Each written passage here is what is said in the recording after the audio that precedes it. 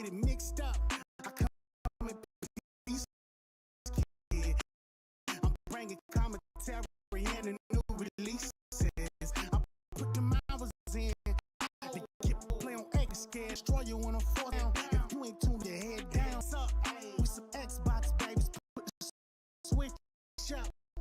See me gearing up for water, get it mixed up. I come in peace, kid.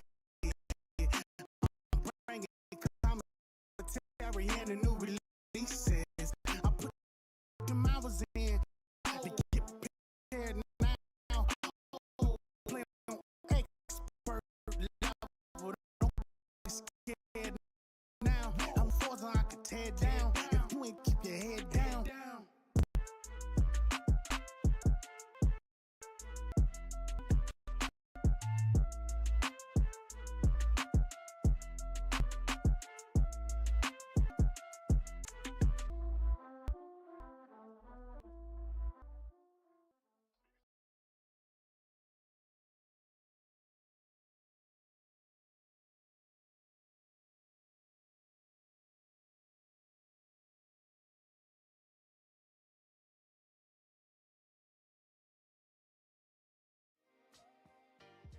Family, what's up, guys? Thank you guys for joining us on The Fix.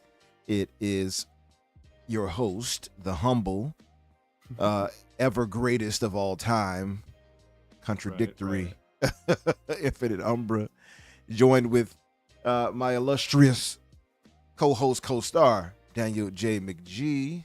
What's up? And it makes me wonder. It makes me wonder what you would have said if you weren't so humble. Oh yeah, I mean, imagine I could have boasted, but yeah, me being could have humble. Exaggerated. Yeah, exactly, but me Thank being God you're not like that. Exactly. Yeah. I just try to keep myself grounded if I can. Of course. Thank you guys for coming through. We're gonna have a lighter show tonight. Not a ton of news, but there is some vital news, if that makes sense. So as the title obviously implies, we have the PS5 Pro price and I guess rumored look and design. Not much going on in the way of that, but we'll talk about that. And also as well, which I see some of you mentioned in the chat, Black Myth Wukong's mystery of were they or weren't they money-headed?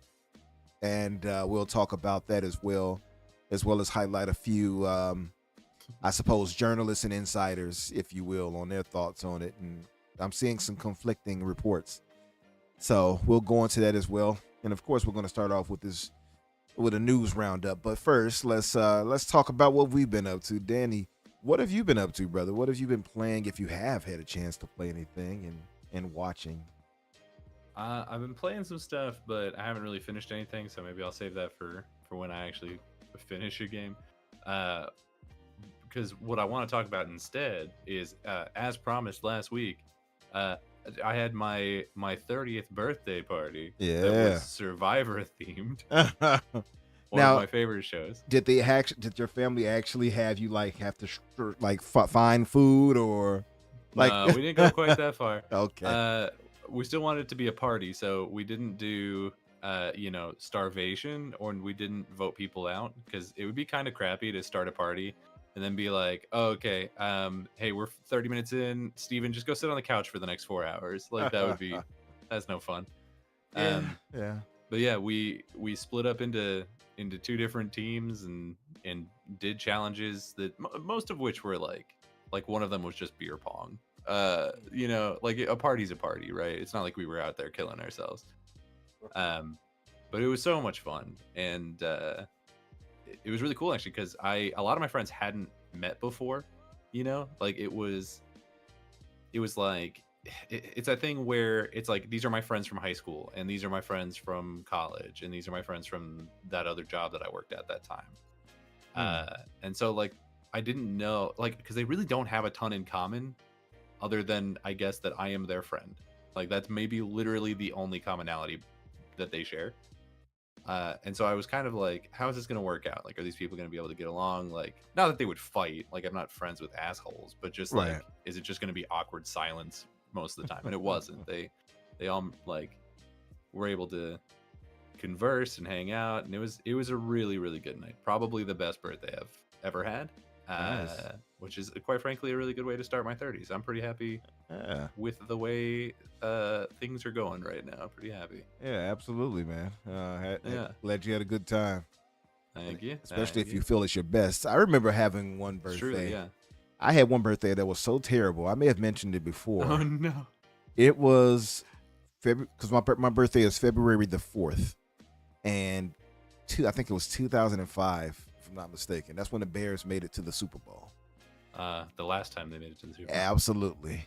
And Sorry, Bears. yeah, I know. They're looking good this year, though. They are. But they got there, man, and we had a year of miracles that year. I'm sure if any of Bears fans remember that or hear that, they'll remember what I'm talking about. And we had like a bunch of inconceivable miracles happen almost every game. From Devin Hester making full 100-yard returns, and to interceptions being returned back, to our defense doing crazy stuff at the last second, to blocking kicks, to our quarterbacks making crazy, insane passes for touchdowns. It was a crazy good year. And during that, I'm so hyped. I'm ready to see everything. We get to the Super Bowl facing the Colts, and we stunk it up. And oh no, the bad part was we had a kickoff return again, history setting with Hester. I think 100 and something yard return at the opening kickoff. And I just knew we had it in the bag, right? And a few missteps and poor decisions, I think, by Lovie Smith led to, some like short 5-yard little pass attempts and things like that. And we only lost, I think it was like a double. I think it was like they had 13 points, the Colts, or something like that. Something small. It wasn't crazy. And we had like 6 or something stupid. I forgot what it was. But it was so sad that we could not mount up a one touchdown again after that. And what compounded it, because like my family had prepared food for us and everything, right? So my mother went out and got me prepared food. My sisters all cooked for me. I had cake. I was so happy.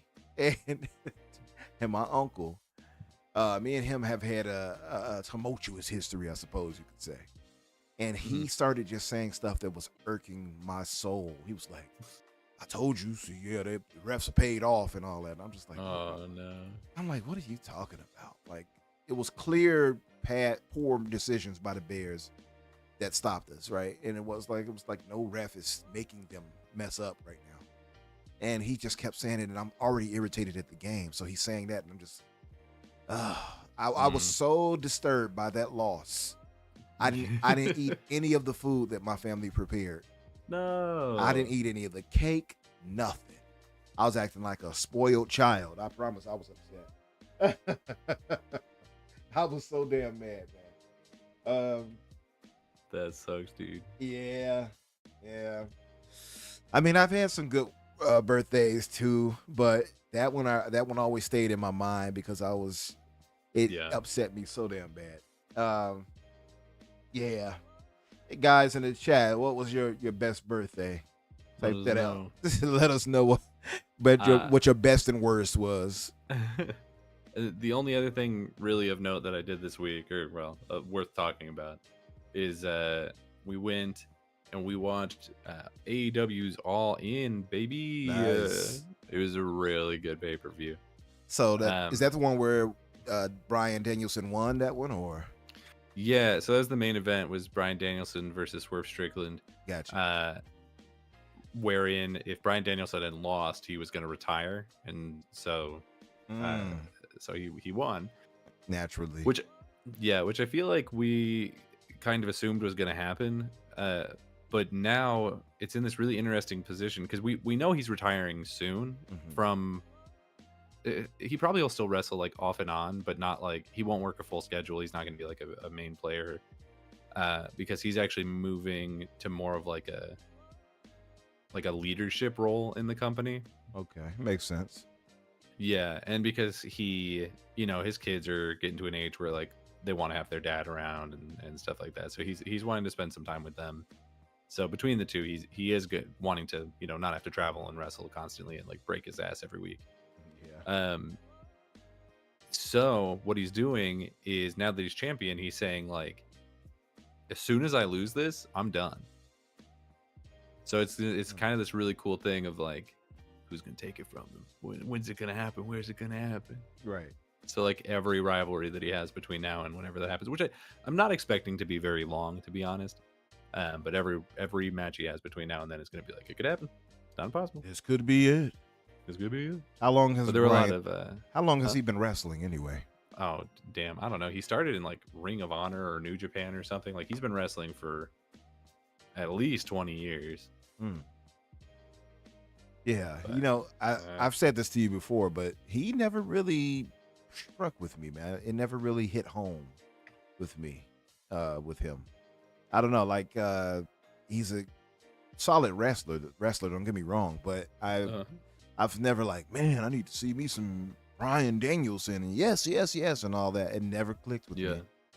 I don't know why, but yeah, that's fair. He is really good, but he's not like, I don't know, like it's arguable that his actual wrestling talent is like top 15, top 20 all time, but I don't necessarily think he's like super exciting, Yeah.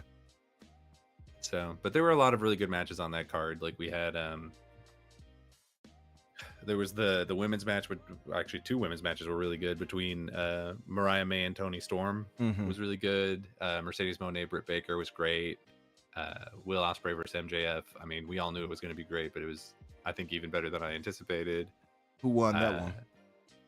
Ospreay. Yeah. Ospreay took the title off of me. It was like a hometown thing, because it was in Wembley, and Ospreay's, I think, inarguably the biggest British wrestler right now.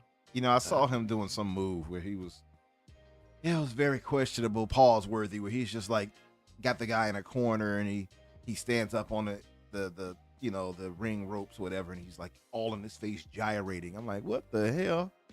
I don't think that's Will Ospreay. That's a thing that Daniel Garcia does. I thought that was him. Wait a minute, is Daniel Garcia the one that does that head pump where he pumps and walks around pumping toward people? Yes. Yeah, I've seen him before, but I think it was Ospreay because he's bigger than the other guy. They're kind of like friends, so he might have done it. He might have done it as like a bit, but that's definitely like that's definitely a Daniel Garcia thing. I saw that move of his, by the way. I remember you mentioning it. Wasn't One Winged Angel? What was it? Well, the One Winged Angel's a no, Kenny that's Omega Kenny Omega's. Yeah, that's sorry. Yeah, that actually I saw that though. It looks really dope. It's good. It's a good move. Yeah, I think there's only like two people ever who have kicked out of it. I'm pretty sure it was like Kota Ibushi and maybe Jay White. I don't actually remember. It was somebody else though. So he doesn't pull it out often, and when he does, you're done. Yeah. Besides that I guess event, what else had you been up to? Not a ton. I'm still playing Perfect Dark, but I'm playing it like real slow because I just been busy. Yeah. I've been doing a lot of like stuff around the house and like hanging out with people, so haven't played as many games as I wanted to. That Rings of Power show starts soon, and I'm definitely going to be watching that pretty soon. I think it started already, right? Didn't it? I think it starts like tonight. Okay. Or something. I don't know. There might be an episode out, and I just don't know. I'm not super like online when it comes to that. Right. So I know they had the Terminator. Terminator dropped the anime, right? The animated show. Oh, did it? Yeah, it dropped today. Pretty sure. Yeah. So I got to check that out. Let me give a shout out to the people in the chat since you guys are here. Ninja Squirrel, thank you for being here, brother. He says, yes, Umbra, damn Moneyhead mofos at Team Blue. Slimy platform tactics cannot take Xbox and its wealth as a competitor. Xbox muscle emojis, we'll have last laugh in the long run. I hope so, brother. Punty, what's up, brother? Thanks for being here. Legendary Yobi, he said, let's go. What's up, brother? Thanks for being here. Spider 8, or excuse me, I keep saying that and I have to get myself right. Spider 13. I don't know why I keep doing that. If you could just erase those and put 13, I would be very grateful. No, I'm joking. Cassia, thanks for being here. And I see some late arrivals, such as that Blue number, talking about it's about time you got the show started. What's up, Blue? Red Wolf, he says, hello, gentlemen. What's up, brother? Floodzilla spoke on it. What's up, Flood? He said, my best birthday involved a whole dill pickle, raw chicken, and a welcome mat. I would love to understand how that correlates. But Tell yeah. him when I'm not around, because I don't want to know. I hope nobody ate the raw chicken. Gray Monad, our mod, of course. Thank you, brother, for being here. Yes, Spider, I need you to just put 1-3 and just, or when you come in the chat, be like, it's Spider 1-3 in the building or something like that. That way I can, just keep that as a fresh reference.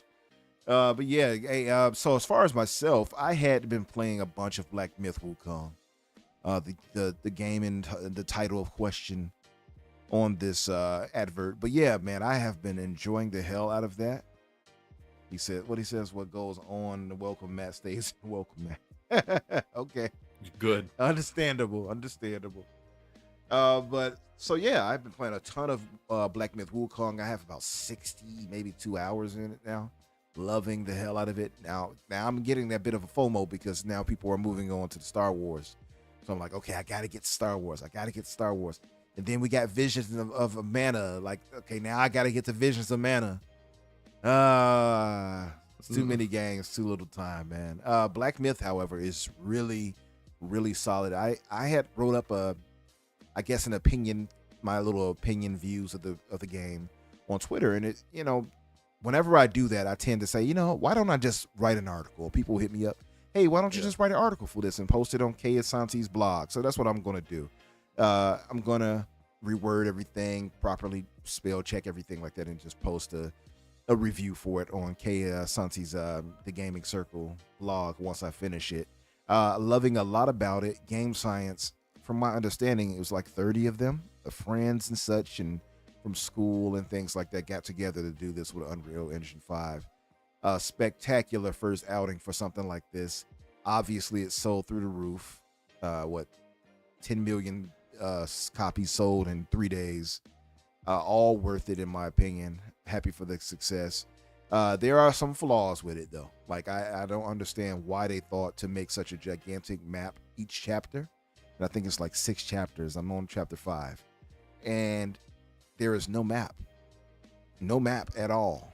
And you have other places to visit during that map for side missions and such, and collectibles and things like that.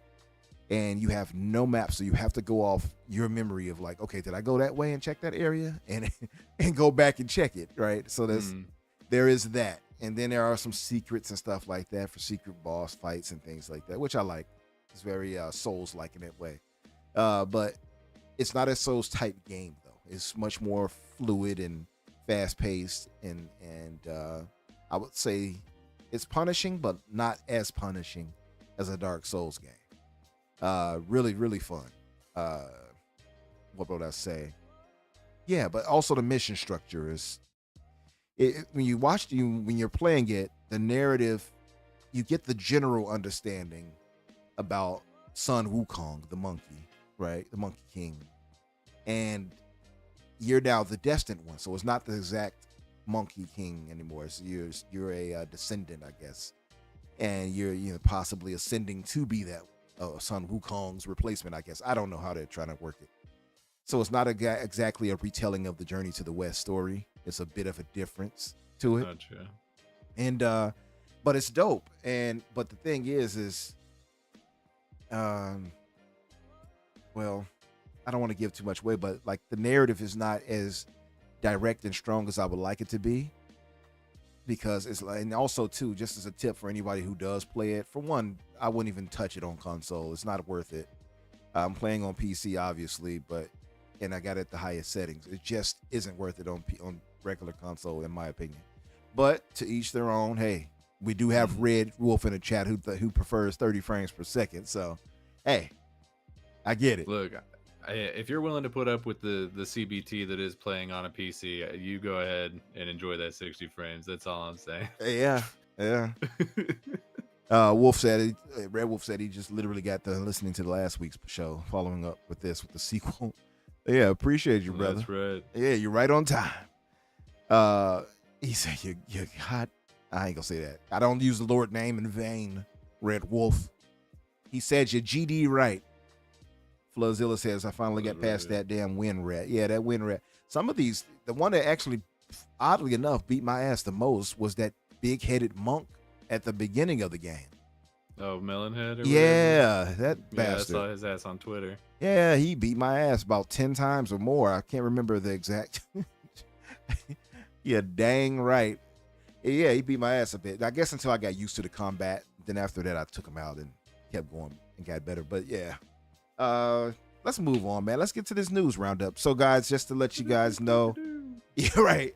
It won't be a long show tonight. We're just going to get through these news roundup, give our thoughts on everything, talk about these main topics here, get our thoughts out about that, present whatever little evidence we have to go to why we're saying it, and get out of here. So, yeah, we're going to keep it kind of succinct tonight. What's up, Try Hard fan? So, yeah, what do we have in the news roundup? So the theme of this week, and potentially the last like 6 months, is PlayStation just cannot buy a win. The first thing I've got here is Bungie is in the news again. Oops. What's it for this time? Marathon director fired after misconduct allegations? What? So this is a guy that they like brought on after they lost the previous guy. And they're like, he'll save it. Don't worry. And here he is, like, I think a year after being hired, or 2 years. I think he was hired in 2022. And here he is being fired because 8 different people came out and were like, he's being really creepy. He keeps asking me to play Truth or Dare with him, and he's a grown-ass man. I saw that. What's happening? Can we make this stop? I read that, and well, I thought I was pretty clever, but I said, well, he asked them to play Truth or Dare. He dared, and they told the truth on his ass. I thought it was clever, but nobody. I don't think I got any likes to it. I felt bad after it. I would like to dare all people in leadership at video game studios to just not be creepy for like one day, just like one day.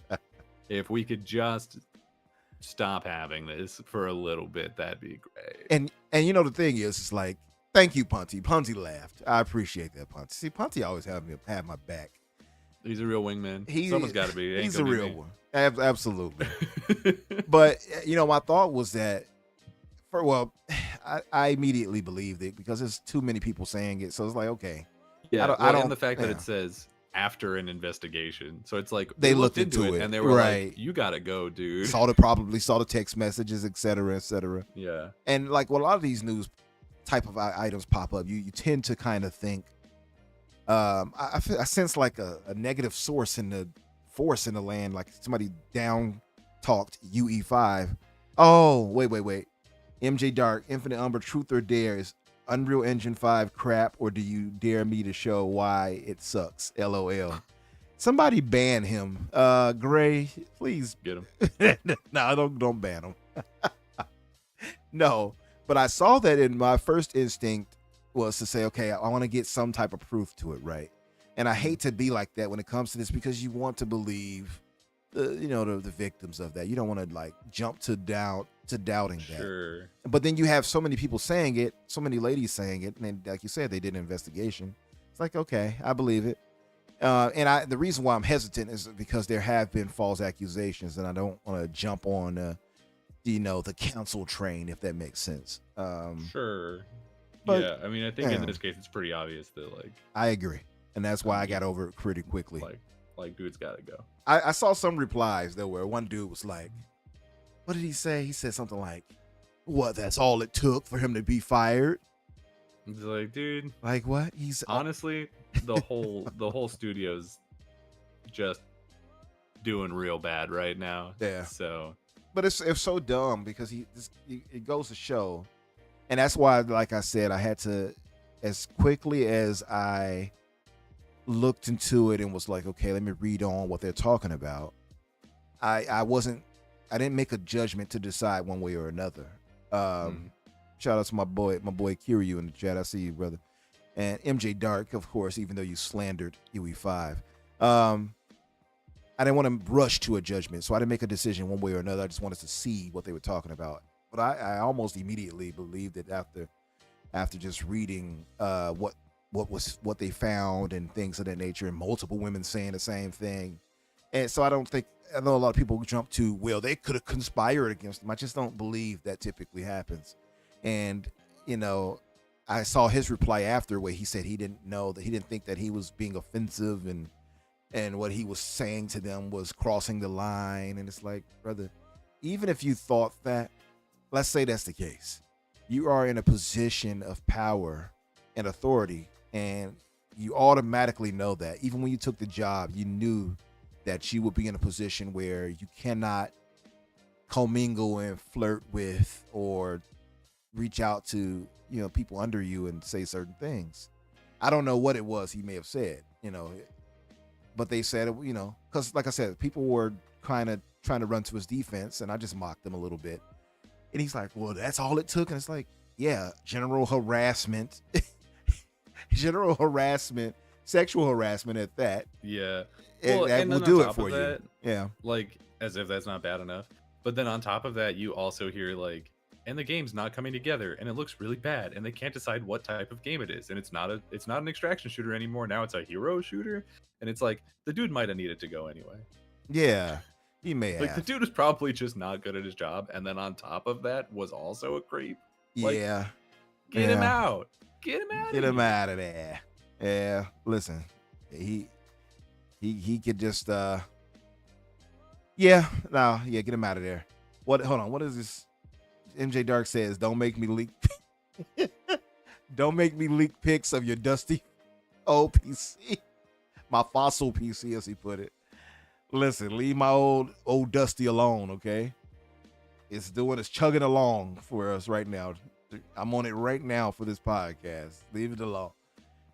Hey, what's up, Panda? How are you? She says, hello, fams. Just at work at the moment, but stopping by to say hi. Sorry I'm so late. Don't feel bad. We only started maybe, 15, 20 minutes ago? I don't know how long ago. 30 minutes, 30-something minutes ago. So you didn't miss too much. And we're going to keep it short tonight anyway, so don't worry about it.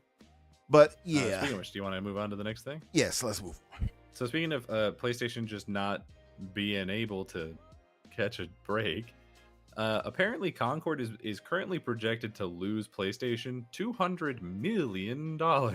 He did that with a Dr. Evil pinky finger, didn't you? $200 million, my guy. Insane.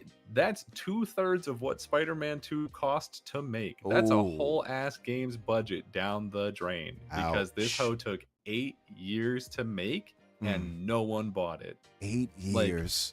And I think they dropped down to double digits as far as concurrent players too on Steam. The game's dead. Full stop. The game's dead. Oh yeah. Like they're not playing it on PC. They're not playing it on PlayStation. Honestly, I would say put it on Xbox, but we're not gonna play it either. Like it just doesn't look like a good game. I think goes back to. They should have launched this on all platforms. There you go. Free to play. There you go. Day one. And they should have advertised it more than not at all. And that's the thing. Even if I think the advertisement was largely okay. At least how they presented it. I think it goes back to, and I've said this on other shows, I don't think we had a chance to go over this, but part of the issue, it seems to be that a lot of PlayStation fans, Sony, I think, has kind of conditioned their fans to want a specific type of game. Whereas Sony used to be pretty diverse. They're less than that now. So they have conditioned their fan base to kind of want third-person over-the-shoulder action-adventure games with a solid story, beautiful visuals, etc.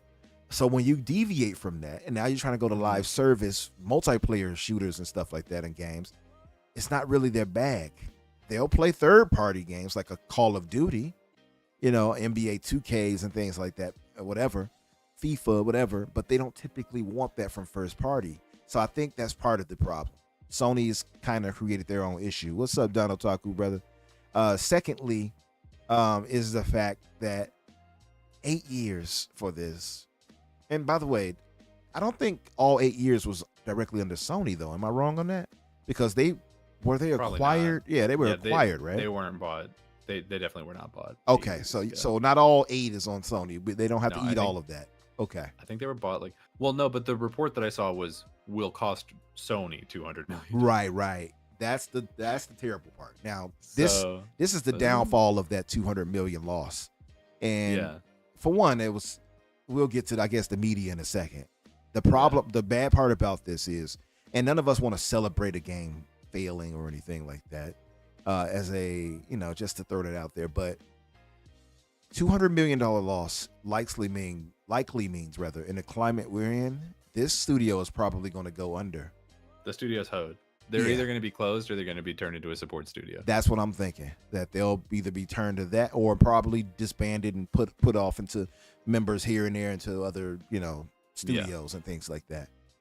And so that there is the human cost of it that I'm always weary of now, especially nowadays. But so I feel bad for the devs because I know that they sought to make a great game. Any dev that makes a game, especially dealing with the audiences that we have now, a lot of us can be assholes to these devs. Let's just be honest. So I know that if they're doing this, they're doing it because it's something they love. Problem is now, you did have a few developers, I think, were trying to combat the people on Twitter. It was just not smart. It's always a bad idea. Yeah, never do that. Yeah. MJ Dark says Firewalk has a single player horror game that is they are making, that they have repurposed them into. Do you think so? Oh, that's what the case was, MJ Dark? They have repurposed them, he says. Yeah, so that's the human cost that it worries me, is that these guys might go under. I mean, honestly, PlayStation's been closing a lot of studios the last couple years. Like, I would not even be shocked. I think there's a really good chance that this live service initiative just like completely falls apart and they I think they completely turn around on it, honestly. Yeah, 'cause it's not working. I think this might be kind of a conspiracy theory. I think Bungie intentionally screwed over some of these other games to try and make their games look better. To like try to make Marathon look better when it came out.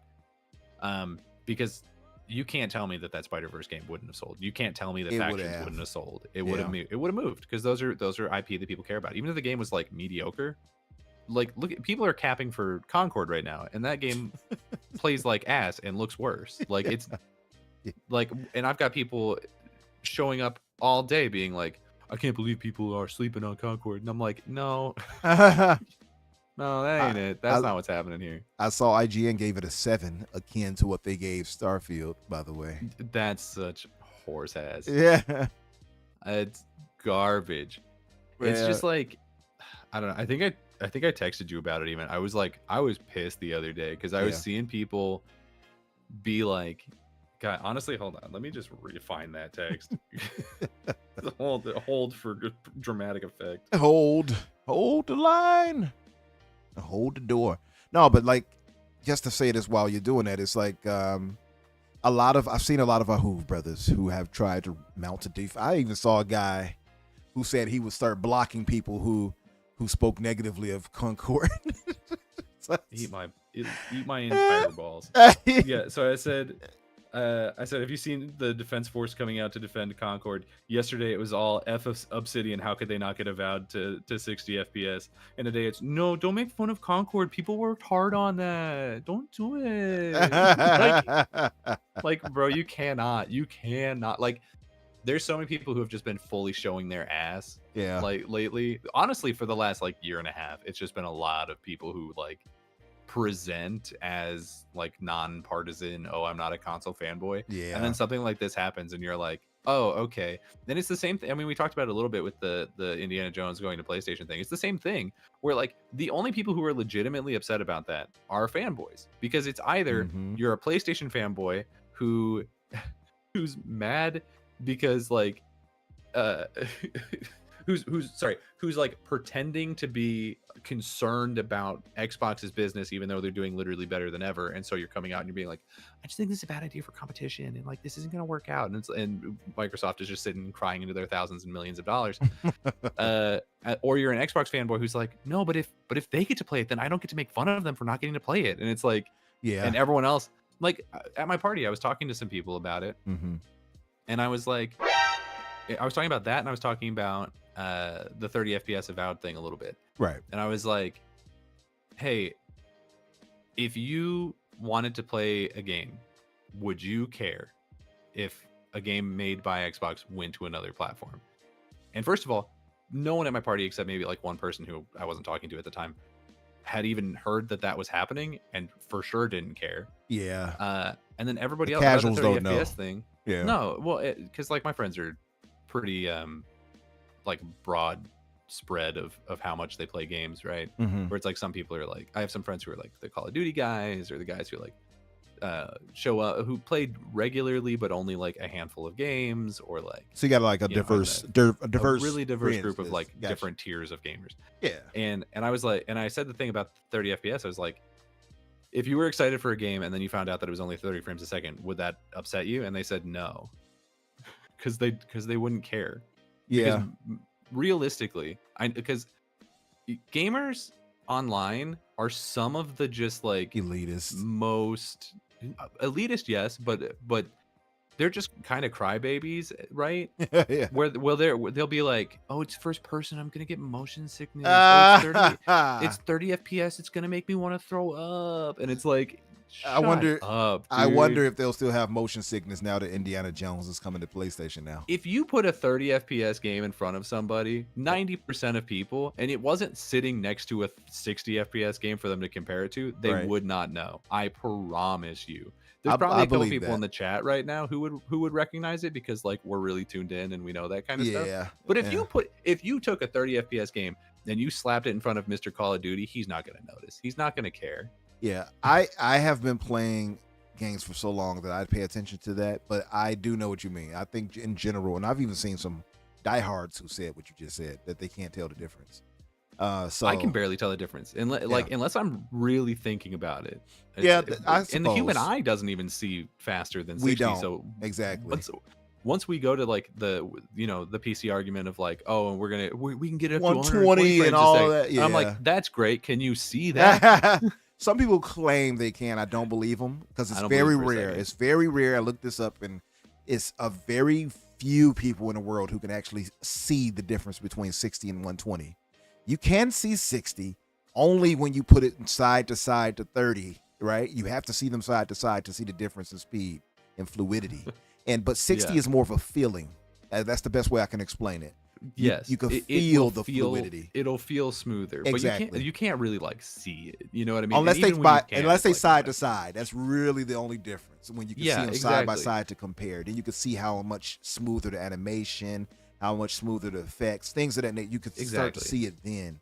But I agree with you, though. I promise you that most of the people who are complaining about it online even are the type of dude who, like, when they're given the performance option, are gonna go for the one that looks prettier. Yeah. Like when they're playing like God of War or whatever, and it's like, do you want 60 FPS or do you want 4K? They're like 4K. Baby. Listen, like every time. I've had Hoove brothers that flat out told me that they put graphics and visual fidelity over gameplay, literally, full stop. I've had them say this in spaces to me. If it's a PlayStation game, I'd probably do it too. It's not like you need. It's not like you need like Twitch reactions for God of War. You need the 4K. I suppose. Red Wolf drops a generous. Hold on, let me do this right. He drops a generous. I gotta honor the history. $2 donation. He says, tell Umbra to play Persona 5. It's the best. Have you not played Persona 5? I have not played it yet. No.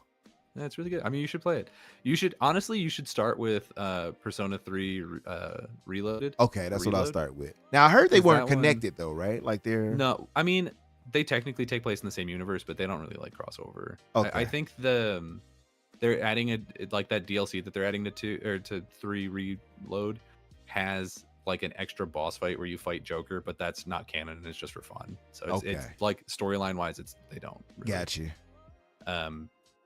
There might be like a character who shows up in 5 who was in 4. Now that I think about it, but they're not important. Okay. Yeah, I have to give it a as try. fair warning, Yeah. Persona 3 will punch you straight in the balls. Like it is a very emotional game. Get the tissues out because you're gonna cry. Now the characters in it are unique to part 3, right? It's not like I'd have to have played part 2 or something like that. No. There's only like one character who crosses over between the Persona games, and he's just the guy who like gives you your powers basically. His name, there's this guy called Igor. He lives in the Velvet Room. In the Velvet Room, the hell? Don't worry about it. Don't worry about it. That sounds like a damn stripper room or something. Like, hey, take him to the Velvet Room. What the hell? I mean, honestly, he kind of looks like Danny DeVito's Penguin. And his whole thing is he's like, so personas are superpowers and here's how they work. And he just like basically explains the rules of the game to you. He's sort of like, I don't know. He's like a magic ninja. I don't know. He's like a magic say. Nick Fury, I guess. You know what I mean?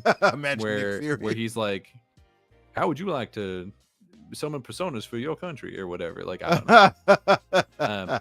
That's the only character who carries over between the games. And I don't know if he's in 5. That sounds hilarious. Remember. So he's like some type of god or something, or it's unclear. He's some kind of like being for sure. Okay. I do want to get into it. I do like the visual aesthetics and style of it. It has a very cool style. So yeah, and they're almost certainly going to do a remake for 4 pretty soon. So honestly, do 3 and then 4 will come out in like, I don't know, next year or something, and then play that and then do 5. It'll be great. We'll all be caught up. All right. So we had 2 other super chats. Red Wolf again drops a $5 redo, a $5 generous donation. He said, "Let's make this whole show about Stalker 2." Red, what's up with you and Stalker 2? He says, what are y'all's thoughts on the game and what have you seen so far? It's an acquired taste, but one of a kind. Flex. He flexed on us. I'm scared that he flexed on me. What's your thoughts on Stalker 2, Danny? Have you seen more of that? Have you watched a bit more? We talked about it on the Infinite this past week. There was like a big like gameplay preview or something that came out at Gamescom, and I have not really looked at it pretty much at all. So I don't know. It looks good. Like I'm definitely interested in it. I don't know that it's a game that I'm like, oh my god, day one. But at the same time, because of the story of what's been going on with that studio and the fact that it's going to be in Game Pass, like I'll almost certainly play it. I just don't know that like it doesn't particularly excite me, is what I'll say. I guess I can kind of get that. And I feel odd to say it like that because, shout out to them and doing what they're doing, having to fight wars while they make a game. It's insane. I'm hoping for their peace and everything like that. But I will say that over time, looking at the game, my excitement has been a bit diminished over time. I don't know. And I felt like they kind of downgraded the visuals, but I think this maybe it's just me. I felt the visuals were a bit downgraded, but I am still excited for it, but it's not at the top of my top 5 or anything right now. It's kind of like, okay, I will play the hell out of it when it drops, I'm sure, obviously, but I'm not like, man, I can't wait for Stalker 2. Not anymore. That's not where I'm at. Yeah. But I am excited for you, Red, and for anybody else who is happy and excited to play it. For sure. I'm always like that. So it's like, hey, even if that's not the thing for me, I'm never going to be like, we don't need this game. I see people that do that. Like, we don't need JRPGs. It's like, no, that you can't speak for everybody. It's like there's a huge audience for them. Like exactly. That J stands for a whole country that really likes those games, right. And they're also where video games kind of started. That's true. Maybe settle down. True that. It might not be your tea, your bag of your cup of tea, I guess, but somebody likes it, right? So, but I'm hoping that I'm sure it's going to be good, Red. I will say that for Stalker 2. We talked about it a bit on the Infinite. I think it will be. Yeah. I think it will be. I don't think it'll be like amazing, but I think it'll be good for sure. Brisket had a hilarious story he told us about it at Gamescom because he went there and he attempted to play it, and the guide there for the game was trying to help him along the way because he didn't know what he was doing. Yeah. So he said he went to this this cloudy area, I guess swampish kind of area, whatever. And he's trying to find his way around. It's dark, and he says you just see this light in this building up ahead. So he's like, obviously that's where you go. And so we're like, yeah. He goes over to the building and he's searching around, not understanding where to go. and he thinks, and like a gamer, because we tend to think if it's an open kind of, semi-open world, maybe I can jump over here to this ledge somewhere, right? And he said he attempted to do that, and I think he said either he fell to his death or the guy stopped him. I think, yeah, the guy stopped him. The guide was like, "No, Whoa, hey, no, you should not go that way. You should go this way." don't. Hey, this isn't how that works. Yeah, and He almost had a like a what was it, Cuphead moment where Oh. the reviewer like couldn't get out of the tutorial. and he talked negatively about the game Yeah, after. he was it. like, man, they just don't do a good job like teaching you how to play this game. And he's the only dude on the planet who couldn't figure out how to jump in Cuphead. "Yeah, if that guy is still working at IGN, they've Is he already really? lost. I don't Do we know. remember who that was? 'Cause I want to don't look know him the up name. and shame him right now because that's just, that was Yeah. that was insane that he could not. I don't Like- understand how that happens. Look, here's the thing. I don't want to make fun of a guy for being bad at games. What I do want to make fun of is the other people who didn't like, hey, maybe don't put that in your review. Yeah, Was the fact that his friends didn't show up and be like, hey man, take that out of Don't. there. you're Yeah, gonna get blown up. yeah, Like, hey, we weren't there for Miss Too Much Water in Pokemon Emerald, but Yeah. we gotta protect Oh, our that was boy. crazy too. Too much water. I There's think been was that some- for Zelda or I think that was for It Zelda. was for no, it was for, It's for Pokemon Pokemon? Emerald. Okay, yeah. okay. I remember the too much Or- water thing, but Ruby Sapphire, yeah. yeah, too much water. It's like what? Absolutely ludicrous. But speaking of games we may or may not be excited for, let's talk about those Yes. Vision of Mana reviews. So Vision of Mana is currently sitting at a 76 on Metacritic, which is good, bad. but not great. Not bad. Yeah, just under Um, greatness. Yeah, generally what people seem to be really excited about is they're like, it's really pretty and it's a super, like, it's a functional and good game. Like, it doesn't break, everything works the way you want. But it seems like the things that people are sort of holding against it is that it apparently doesn't do a lot to really like stand out on its own other than visually. They're saying that like narratively and in terms of the voice acting and gameplay and all of that it's just kind of like, yeah, it's another one of those, which is a little disappointing. Yeah. I guess the people who have been waiting for another Mana game are probably gonna love it because like a 76 is still a good score, right? It is. But maybe like this isn't the one that's gonna create a whole lot of new. It's not going Mana to set the fans. world on fire, right? Yeah. Yeah. Now we do have. It does look beautiful from what I've seen. I've seen some Oh, gameplay of absolutely. it. Yeah, I like the cell shaded like visuals and everything like that. I know my brother Miles Dumpierre. I know he's head over heels for it. So what I want to do, part of what I want to do is finish up with Black Myth, play some Visions of Mana. I'm not sure. Are you tempted to get the game anytime soon or anything? Visions specifically, I don't know. So I'm kind of in this weird place because I mean, let's just bring this into the conversation too. Is the reviews for Star Wars Outlaws are also pretty mixed. Yeah, I saw. And that was the game that I was going to choose to play over Visions of Mana because they Mhm. come out like I think a day apart or pretty close. And Outlaws has a 77, I think, is what Yeah. I wrote. 77, on- 76. Yep. On I think, On Metacritic. Metacritic and Open And- Critic respectively. Yeah. And like some people are really high on it and they're like, oh, this is the Star Wars that I wanted. It's not about Jedi. And I'm like, okay, like that's interesting. I definitely wanted a Star Wars game that wasn't the same as all the other ones where it's just like, and now I have a lightsaber and this is the game now. So like having a different perspective seemed interesting. yeah. But so many people are calling it kind of in the same way as Visions of Mana. They're like, it doesn't do anything to stand out. It feels like a very generic Ubisoft game. In some ways worse than other recent Ubisoft games. It's incredibly generic. This one does have apparently really bad technical problems, especially on console. It seems like even more so specifically on PS5. The thing just like breaks completely because there was a thing I that saw. they put out that said the PS5 version got a patch that they had to like tell players, which the game's not out yet, so I guess just like I don't know, people with early access. It's or early something? I don't access know. right now, right? Yeah. Okay. Yeah, Yeah. they had to tell those people, which to get early access, you had to spend like $125. Not doing just that. just to keep that in mind, that they would have to restart their game because the patch wasn't like save file applicable. Oh, So you would end wow. up getting just like Losing stranded your in entire your save. game. You have to completely restart. Oh, no. So you've basically lost that early access period that you paid an extra what $60 for. Can you imagine that? Oh, I'd be absolutely livid. I'd be pissed. And I don't know, like this game was one that I was pretty excited for. Like maybe not like, through the roof super excited, but it was one that I was planning on playing pretty soon. Like I was Same going to for wait me. for the reviews and then pick it up like maybe next week sometime, right? I got a few friends who are playing it right now, a few buddies, and they're enjoying it a lot. Yeah, Yeah. and this hasn't completely destroyed it for me, but it has made it to the point where I'm like, maybe I'll wait. You know, maybe I'll wait until it's not $70. Maybe I'll wait until someone returns it and I can buy a used copy. You know, That makes like sense. It makes sense. like Yeah. it's putting it onto that tier for me. And so it's like, will I play that? Will I play Visions of Mana? Is Visions of Mana on Game Pass? I remember like that was questionable. I don't know would if thought it it would actually be too, is. but it's not. But it yeah, not? it Okay. seemed like it. I guess just Xbox just had marketing rights. But I am very tempted to get that, and part of the reason for that is because of Miles. I had actually hit him up and I told him, hey, I wanted to bring him to the show. We talked about this some months Miles. back. Yeah, he's great. I'd love to talk to him. Miles is the man. One of the most, people talk about, and people often get on Paris about his like toxic positivity, they'll say. But I think Miles and Paris are both genuinely just They're just like that. Yeah. And Miles is one of those people who I have never seen him say a bad word about anybody on Twitter or anything. Like, I'll get into arguments with people. I'll say all types of things, heinous stuff. I have never seen him say anything. It's like, okay. At least you know it. Acceptance is the first step to recovery. Yes, I am trash. But I have seen him. Maybe he is humble, ladies and gentlemen.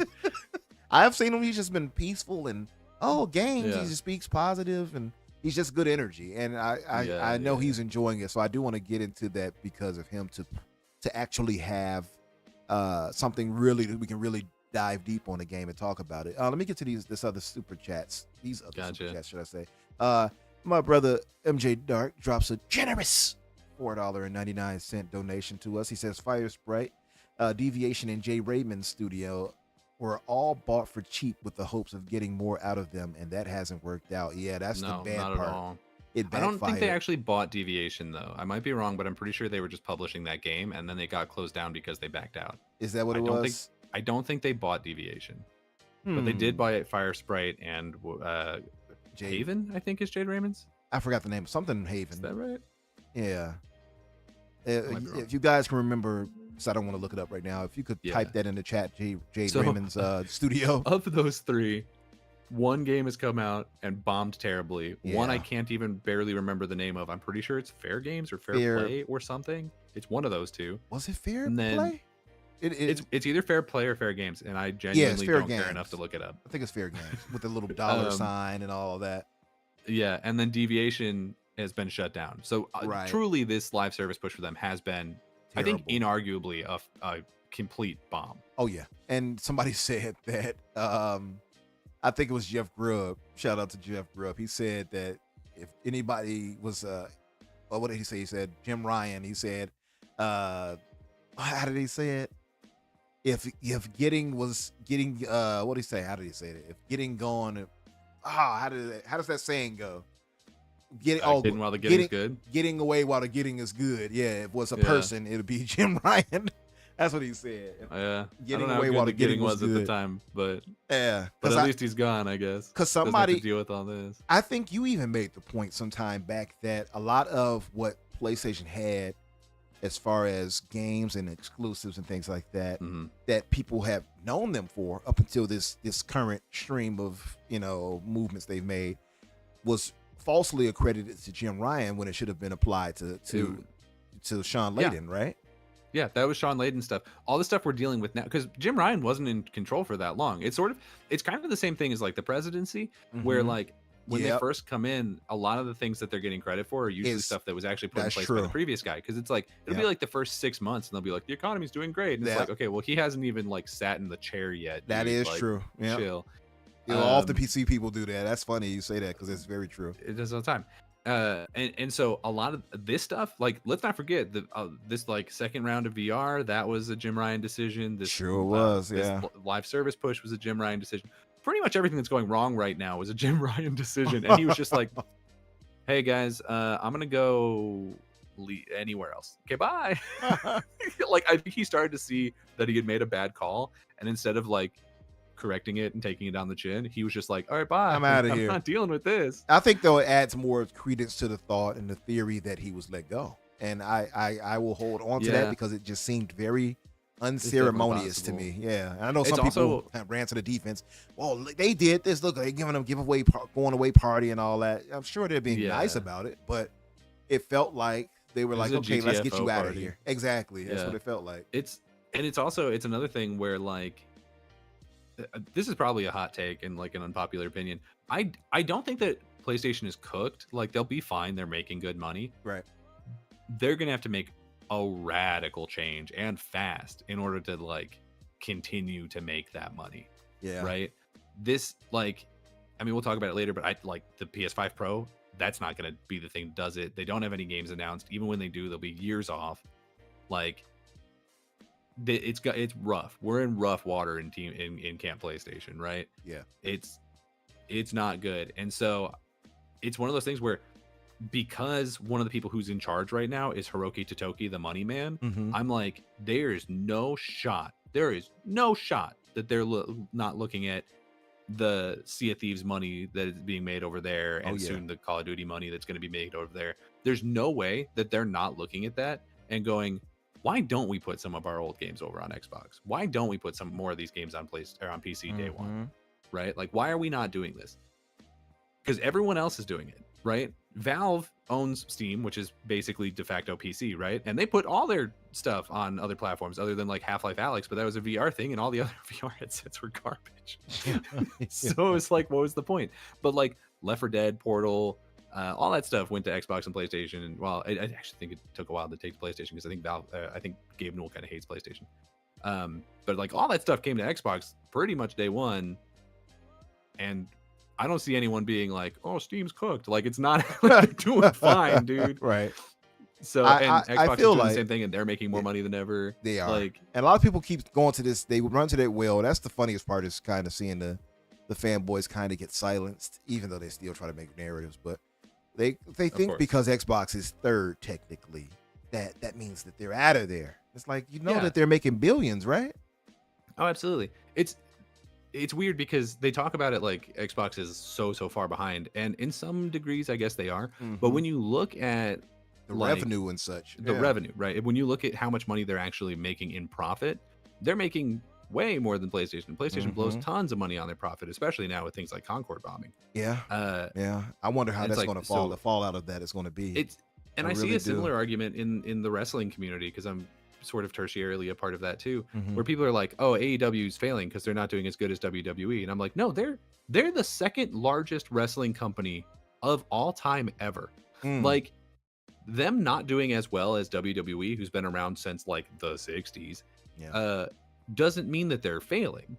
Like, you don't look at, I don't know, some mom and pop burger shop and be like, yeah, but they're not as good as McDonald's because they don't have as many locations. And it's like, what are you talking? Like, are they making money? Can they pay for their kid to go to school? Is everyone there happy? Then they're doing fine. Not only that, location, what are we talking about? Oftentimes the mom and pop shops often taste and have better food.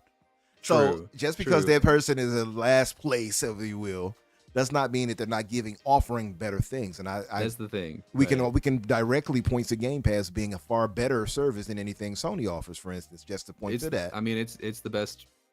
It is the best subscription service in video games. I don't think that's even a hot take to say that. It's not. And anybody arguing otherwise is just lost in the sauce. And then they got too much chip on the dip, as they would say. Palpatine says most PC gamers are babies. Hey. Well, listen, I'm only recently ascending, so I can't complain. I don't know if they're babies. They're definitely masochists. Every time I have to play a game on my PC, it feels like someone is kicking me in the balls for 15 minutes before I can play. It's not that hard for me, but rough. I'm telling you, every time I buy something off Steam, they don't even bother to make sure that hoe works. Like, I have had a few issues. Like, you have to go make some kind of run around. I don't like that either. Patch this. We couldn't do something. Yeah. I just want that. I want that Todd Howard effect where it just works. I don't want to go through all of that. Tryhard fan says 30 frames per second hurts his eyes when it comes to certain games, but that's just me. Floodzilla says 30 frames per second is against his religion. Is it against his religion? Well, okay, I can't argue with that then, bud. Guess you're gonna need to get there you go. 5060 or whatever the hell. See that card that doesn't exist because I think they're only on 40 series now. He goes to the church of 60 frames and beyond. Yeah, Tryhard fan says I can absolutely see the difference between. His ass is out here and sitting at his PC dressed like Buzz Lightyear, going 60 frames and beyond. This dude. True Tryhard Fan says he can absolutely see the difference between 60 and 120 and 144. He says I can't play first person shooters at 60 frames anymore. Yeah, any first person shooter, I would just not prefer to play that at 30. I don't think I could go back to that either. But he's saying he can't play it at 60. He's saying it's got to be 120. That's crazy. Oh, he did. Yeah, he sure did. That's crazy. You know, I misread that in my head, but this man's a Borg if he's seeing it 120 frames a second. This man's a Cylon and he needs to be stopped. He must be stopped. You must be silenced. Yeah, he says he can't play first person shooters at even 60 frames. I'm thinking in my head, I'm like 30 frames in my head, but he's actually like, nope, 60 is too low. It's not that I'm discrediting your opinion. It's that I don't believe you. Yeah, Red Dead Panda, and I agree with this, by the way, Panda. I've talked about this. She says, I'm happy to go for 40 frames per second if that is an option over 30 and no 60 option. However, from my understanding, if Obsidian can get it to 60 by launch, they will. Yeah. But if not, it will be a patch later. I think it's going to be a patch later. And 40, almost certainly. Yeah, 40 frames, by the way, does look pretty solid. We got the before they finally got it to 60 frames per second. A Plague Tale had it on certain, if you have like an OLED or whatever, that the FSR or whatever. What is it? Yeah. What is it? FSR? Couldn't tell you. I forgot the name of it. That is the one thing about the like avowed at 30 thing that does kind of annoy me. Because they did it for Starfield too, where they're like, oh well, like it's our vision and like we couldn't quite, and like we wanted to do this instead, and that meant that we couldn't do 30. But like that patch is coming that's gonna make it 60. Oh, so don't say that. Yeah, and honestly, don't even say what the frame rate is. Like wait for Digital Foundry to blow you up. There's no reason to come out and be like it's not gonna be good. They're too forthcoming, and that guy kind of put his foot in his mouth saying something like, don't do that. The console, he said the Series X will outplay the PC when it comes to this. It's like, why would you say that? Because if you don't say it, it doesn't become a news story, right? Yeah. And so like 90% of people who play the game won't notice. And the 10% who do, like 5% of them will care, and the other ones will be like, okay, well, whatever. Like this sucks, but whatever. It's a fun game. Yeah, they put their foot in their mouth. And like you don't want to allow for negative press to affect your game before it even drops out. It's like if you cooked something for like your like Friendsgiving, Thanksgiving thing, then you're like, yeah, and half of this I bought frozen. And it's like, why would you don't need to offer up that information? Like you don't need to do that. Like if people are enjoying it, just let them eat the food. You don't need to be like, and I actually don't have talent. Yeah. So I know that, like, for instance, with the Plague Tale, like I was mentioning, if you do the 40 frames per second mode, Panda, to your point there, it's pretty smooth. If you turn off, in my opinion, like motion blur, I think motion blur often drags down performance a bit. You should turn down motion blur just in general because it's ugly. Yeah, it doesn't look that great in most games, in my opinion. No, I mean, you're right. There are some games where I think it works, but I don't care for it. Also, what is that sepia tone thing that people, what is that? Chromium. What's it? Chromia? What do they call that thing? I couldn't tell you. I play on console. We don't get those options. We just play the games and enjoy them. We just have fun. No, we have it on our own console too sometimes. What is the name of that? We don't got the the Geek Squad certification. Yeah. You know. I forgot the name of it right now. But there is this, what is that thing? I forgot. It's like it puts Brian's saying film grain and chromatic aberration. Chromatic aberration. That's it. Okay. Thank you. Appreciate that. That's what it was. Chromatic aberration is an abomination. I don't understand why that's in games. It makes the game look so much worse to me. Every game I've seen it in. I'm gonna be so dead ass with you. I don't know what that is. So I'll Google image search it. Hold on, I got you. If you play certain games and any game that has it in it, it gives it like this silvery kind of tint. Oh, I see. Yeah, that kind of takes away from the color palette. No, I've definitely seen this. It's ugly. Yeah, and it also gives this kind of distorted look to the figure or whatever it's on. It just looks terrible. I don't know why they have that in games. Yeah, definitely make that stop. Turn that one off too. I agree. Yeah, take it off. Yes, MJ Dark. I have not played any Personas, any of them. Not even just 5. I haven't played any of them. Like real Persona fans will get mad at me for saying this. You can skip the first 2. They don't. They're not good. And there's also rumors that they're getting remade too, so maybe they will be brought forward. Yeah. It's not that they're not good. The writing in them is phenomenal, even though they're back from like the PS1. It's that they are so obtuse to play in 2024 that if you start there, you'll never move past them. You'll be like, no, I'm done. I'm out of here. All right. Gray says we don't need another Umbra because the one we have is enough. Wait a minute. We got Umbra at home. We got Umbra at home. 108. What up, Lemon? I didn't even see you till now. What's up, brother? Lemon. Let me get one more. I think we got one more. I see Reds again. Hold on. I'm scrolling down this thing and it's just skipping ahead. There it is. He says, Red Wolf drops a $5 generous donation. He says, thank you, Red. He says, let's make this whole show about Dragon Age. I thought it was supposed to be about Stalker 2 a minute ago. Yeah. Was that Red who said the Stalker thing too? Yeah, that was him too. Come on, Red. He said, what are your thoughts on the sequel? Fans are very happy after the awful marketing first impressions. Dragon Age, the Veilguard. Somebody who mentioned that said they should just take out the. I think it was. I didn't say it, but I agree with it. Yeah, I forgot who said that. Oh, it was Jez. I think it was Jez Corden. Jez Corden said they should just take out the and just call it Dragon Age Veilguard. Of course, it's relating to a character in a game, of course, but yeah. Well, that's presumably the name of the group that you're putting together. But they should have just left it as Dreadwolf because that's what the game's about, and like they marketed it as that for years. So, right. Wait. That's what it was. Pointless. The Dreadwolf was a reference to a character. The Veilguard is a reference to the party. That's right. That's right. That's what it was. I will say Dragon Age, Red, to your question, looks really good, but it does look Fortnite-ish. I will. My brother, like, I think I've said this like maybe 2 weeks ago or something. I think I am the biggest Dragon Age fan that I know. I have lost excitement for this game. Yeah. I'm coming at this like I'm going on a date with an ex-girlfriend. Like I'm worried. Trepidation. Yeah, I'm like, did she see my social security number that time? Like, what's going on? Because it just doesn't look like a Dragon Age game anymore. Like the gameplay that they showed the first time didn't look very fantasy at all. Honestly, it kind of looked sci-fi in that one city that they were in. Mm-hmm. The art style, to your point, is like it's not that it's not like quote unquote realistic enough. It's that the art style that they've gone for is, in my opinion, just not great. Yeah. All of the character designs give me like super boring. Like none of them excite me in terms of character design. Do you think they look every time I've heard them talk in trailers, or they're kind of they're just boring. They're just like boring designs. Yeah. And something that I can't put my finger on, just like I look at it and it makes me think of the newest Saints Row game, where I'm like, this just doesn't hit. I don't know what it is.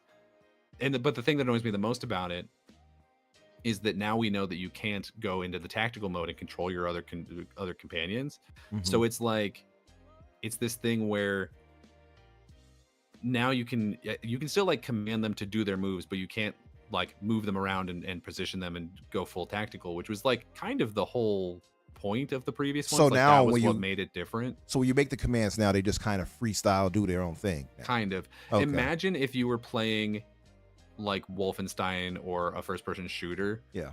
And the game decided when it was time for you to throw a grenade. Like that's the kind of thing that we're looking at here, in my opinion. And it's one of it's very much the situation where like I'm gonna play it probably day one, and I'm gonna go in with an open mind. Mm-hmm. But as I'm looking at it right now, you're gonna be more critical. I'm very worried about it, and I'm also feeling like they're probably gonna lose a lot of the existing fan base, and they might find another one because it looks like it's a lot more action focused. It doesn't look bad. It's not at all what I want. It's also like not really. It seems to kind of step outside of the norm of what fans expected from past games, right? Like it stepped away from the design. And it's also like kind of weird because they're using a lot of old characters. Like we're seeing Scout Harden, we're seeing Varric, we're seeing Solus. Yeah. Like we're seeing Morgan. Like there's a lot of old characters coming back in this that we know about. But because everything else about the game feels so different, it feels like watching somebody else play with your toys, you know?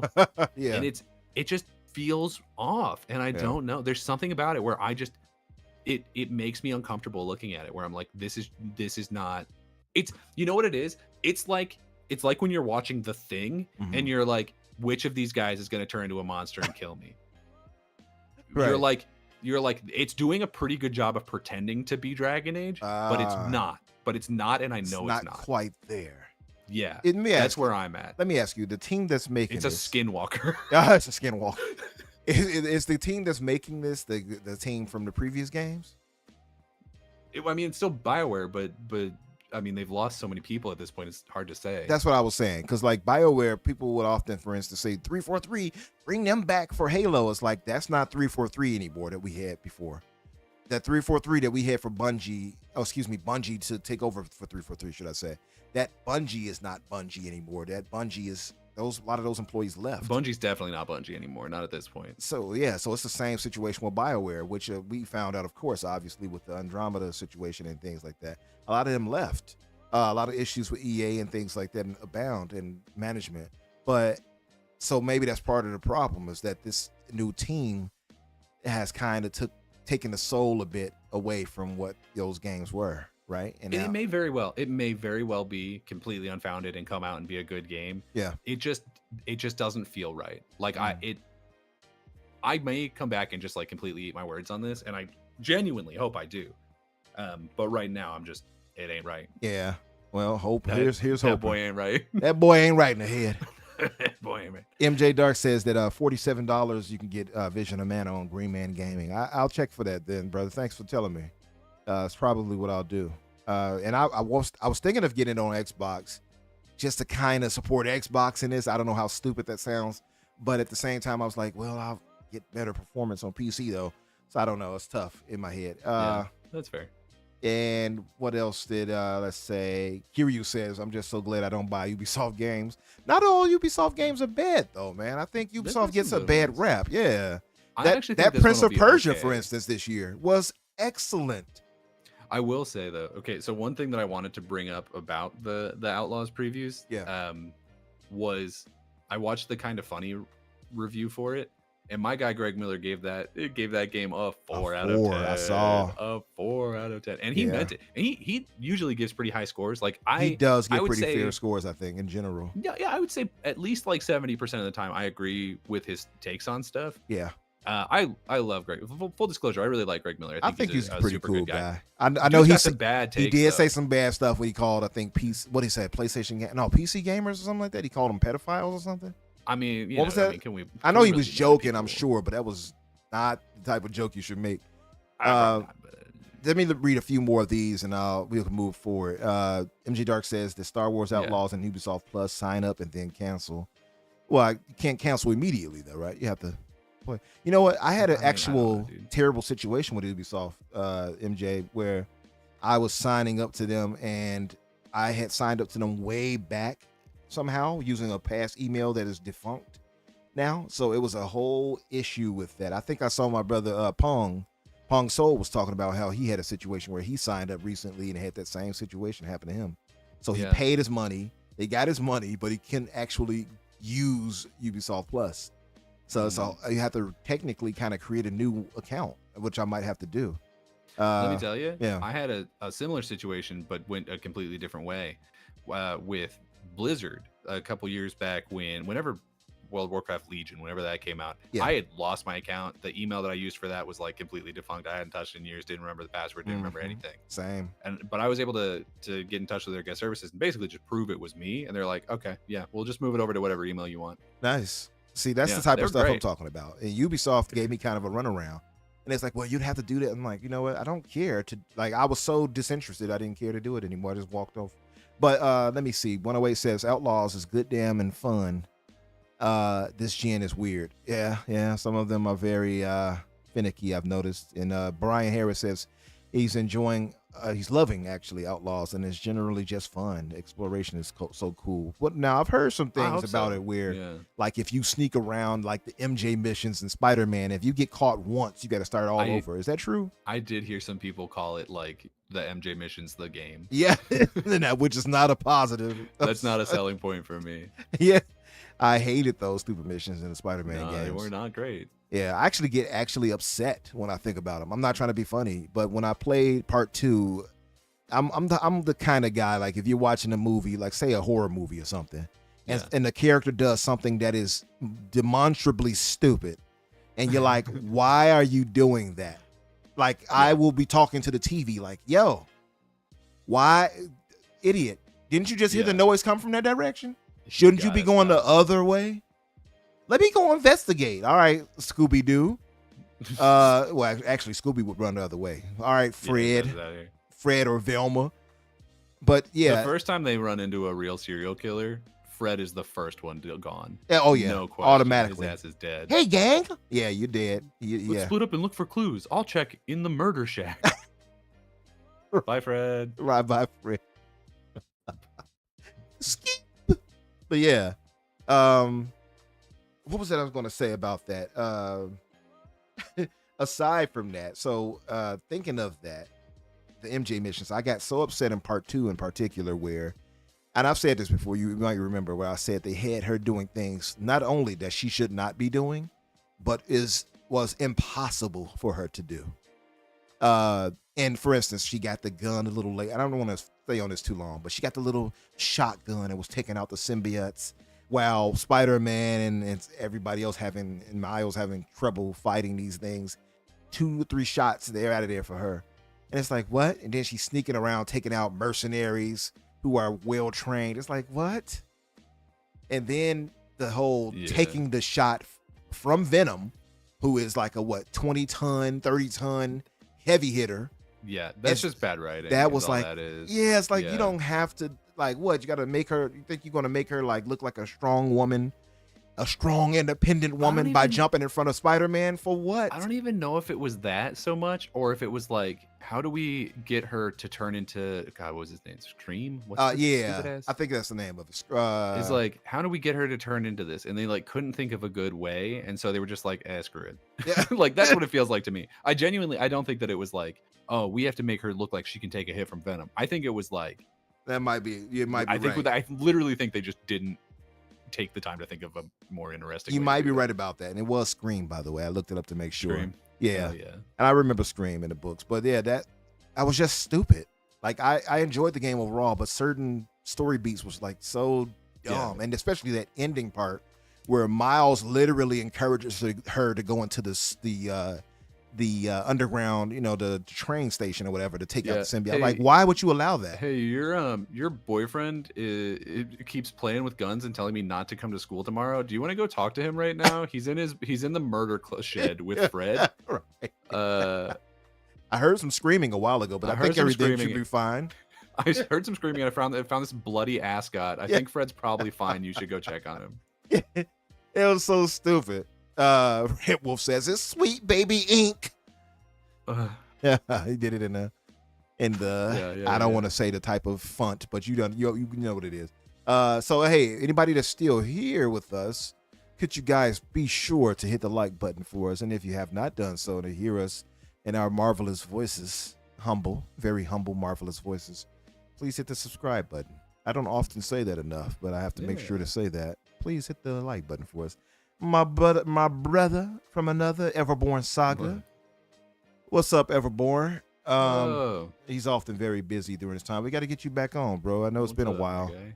I try to get him on, but I think you're typically like busy and working or something like that during this time. Well, he made the mistake of being like a grown ass adult with many things to do. And yes. Like a job. How dare you? And which, couldn't be me. Yes. He also, I think Everborn, let us know in the chat. Everborn is trying to, if you guys didn't know, he's doing this for his not fundraiser, but he's getting awareness up on Kickstarter right now for his books. What is the name? Let me find it, because I actually have it in a tab on my internet. Let me find it really quick so I can promote that. Where is it? Kickstarter. By the way, I had funded the Console Wars Kickstarter, by the way, from Xbox Era Crew. If you guys haven't done that yet, be sure to check into that. Oh, cool. But yeah, Everborn, if you could, brother, post your link for the Kickstarter so people can sign up for awareness and things like that. It's for Ariel's Adventure. And that's right. Yeah, so he started it up, and it's for Adventure Chapter 1, and I think he has a new one up that's gonna, I think, for the whole collection. I think Everborn. And did I see that correct earlier? But yeah, so he's got that posted, and where is it? I'm on an old link. I'm on the wrong one, Everborn. I don't know what a current one is at. He also has it where you can, if you fund it, you can actually be put into the comic, which is pretty dope. He'll have his artist draw you into it. No way. I cannot find it. Everborn, I don't know where your current one is at. Else I would post it for you. Yeah, everyone just let us know and we'll put it in there for you. Yeah. Let me see if I can find this current one while we talk about Would you this. like another news story while you look for that? Yes. Let's move to the next one. Okay. So this one's kind of a smaller one, but we had a Nintendo Direct the other day, and it was, I'm gonna be honest, pretty useless, pretty pointless. Don't like it felt like a corporate necessity. Like they had made promises to certain companies that they had to make good on, and not a whole lot else going on there. Like if Gamescom opening night live, which was already pretty disappointing, if that was like, I don't know, if that was like a team meeting for a job that you were planning on quitting in 2 weeks, this is like a guy standing outside the building where that meeting is happening, like yelling some things. And every so often he'll say something that's interesting, but most of the time you're like, why are you here? Are you being paid? Where are your shoes? So not a lot happened in it, but a couple of things that I pulled out were that card game that I have not played and don't know anything about, but people seem hyped about. Balatro got some crossovers that I don't know that I think anyone really gonna care about. But it's crossing over with The Witcher, Vampire Survivors, Dave the Diver, and Among Us. So Oh wow. very exciting for That's pretty fans cool. of that. Yeah, I mean, it looks like it's just reskins of cards, so I don't know. Yeah, I know for those who are loving it, I'm sure that means a lot to them. Sure. I think Sure. Everborn posted it. Did you post it, Everborn? He said this is the current one. We want to get 100 watchers before we go live in 10 days. I don't see the link though. Did he post the link? No. I don't think so. He might have dropped it in did he drop it in like our chat? Let me look on. Uh, He mentions Anyway. it, but yeah, he wants to get 100 watchers before they go live in 10 days. So once this link is posted, if you guys can do us a favor and go support it. Let me see if it's in this chat or no, I don't see it.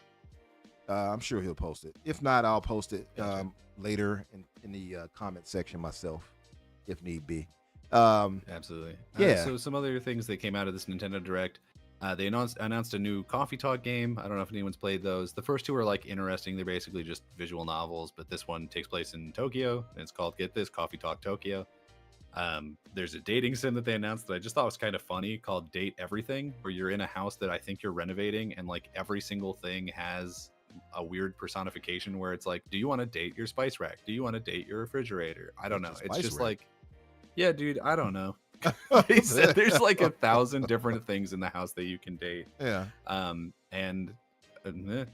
That indie game Pizza Tower is coming to Switch. Yakuza Kiwami is coming to Switch. They're making a remaster rather of Suikoden 1 and 2, which I'm actually pretty excited about. It's coming to all platforms. I'll almost certainly get it. There's been this weird like push lately for like more niche PS2 games to come forward, where like Grandia and Klonoa just came to, like, they're both on Xbox. I bought the collections of both of them. Okay. Or like, you know, there's the Final Fantasy Pixel remasters, and like Dragon Quest is getting its remasters. I'm for this retro revival. I'm 100% down. But that's basically all that came out. The only other thing that I noted from it is there's a really popular in Japan game series called Atelier. It's been going on since literally 1997. It's a long ass franchise. And the first one ever is coming to Xbox, which was announced on the Switch. The Nintendo Direct is like, you could see the Xbox logo there, I'm pretty sure. And so it's called Atelier Yumiya. It's very popular. I really don't know anything about it. I have a friend who's played a lot of them, and I asked him about it, and he's like, they're like a combination of a JRPG and like a cozy game. Oh, you know what? I actually did see that posted earlier. I saw that. Yeah. So that is definitely a big deal. It's definitely going to be like very exciting for the Japanese audience and people who like JRPGs, which I do like JRPGs, and somehow I've never played any of them. So maybe this will be the first Atelier game I play. I don't know. Maybe. We'll see. And then Maybe. like the way these are they like something unique about them too, right? Like where I'm thinking of something else. I'm thinking like you get to do an RPG game. Never mind, I'm thinking of something else. No, yeah, there was. See, I had a similar thing too, where I was like, "Is this the one where you also like run a store?" And my friend said, "No, that's a completely different thing." So I'm out of the loop on this. If anyone in the chat knows more about the Atelier games, feel free to let us know. I saw it All I know is posted. that they're very popular in Japan. I want to say my brother Idle Sloth may have posted it on their GPT time, like on because I have them on my notifications and stuff like that on Twitter, so I'll see that pop up. So I may have seen it there, and it was like okay, and kept moving. You know what I mean? So that might be it. Where did I see that? Whatever. I'll find out another time. But what else? Fine. It's fine. What else did we have? Hey, Jess Gordon says that the Final Fantasy 16 is pretty much guaranteed to show up at TGS to be announced as like coming to Xbox, and he seems to also think the Final Fantasy 7 remake is gonna do the same thing, which sounds crazy. But I don't know. It's possible. Like Square Enix keeps doubling down. Like they just doubled down again the other day about like we're gonna put everything on Xbox. We really want to put more games on Xbox. I love it. So maybe they will. You know, I hope they do. I hope so too. I will say that normally the rule is if Jez isn't 100% sure about it, he'll still say it on the podcast. But if he's 100% sure, he'll write an article about it. He has not written an article about it. Other people on Windows Central have quoted his podcast, but he didn't write it, which is a little, I don't know if that's like a weird gray area middle ground where he's like 50% sure.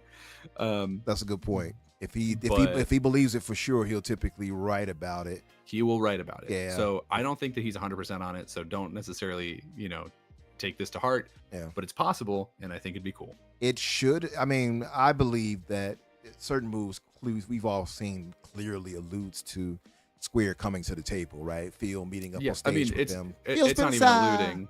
Yeah, it's been pretty clear, right? My guy came out and was like, "We want to put every game on Xbox," and everyone was like, "Good, start. Good, do it." Yeah. Everyone showed up to that guy with a wish list of like, "Where's my Pixel remasters? Where's Final Fantasy 7?" That? That one is so dumb to me. I don't know why that's not there. But yeah, they're going to correct all of that. That's cool.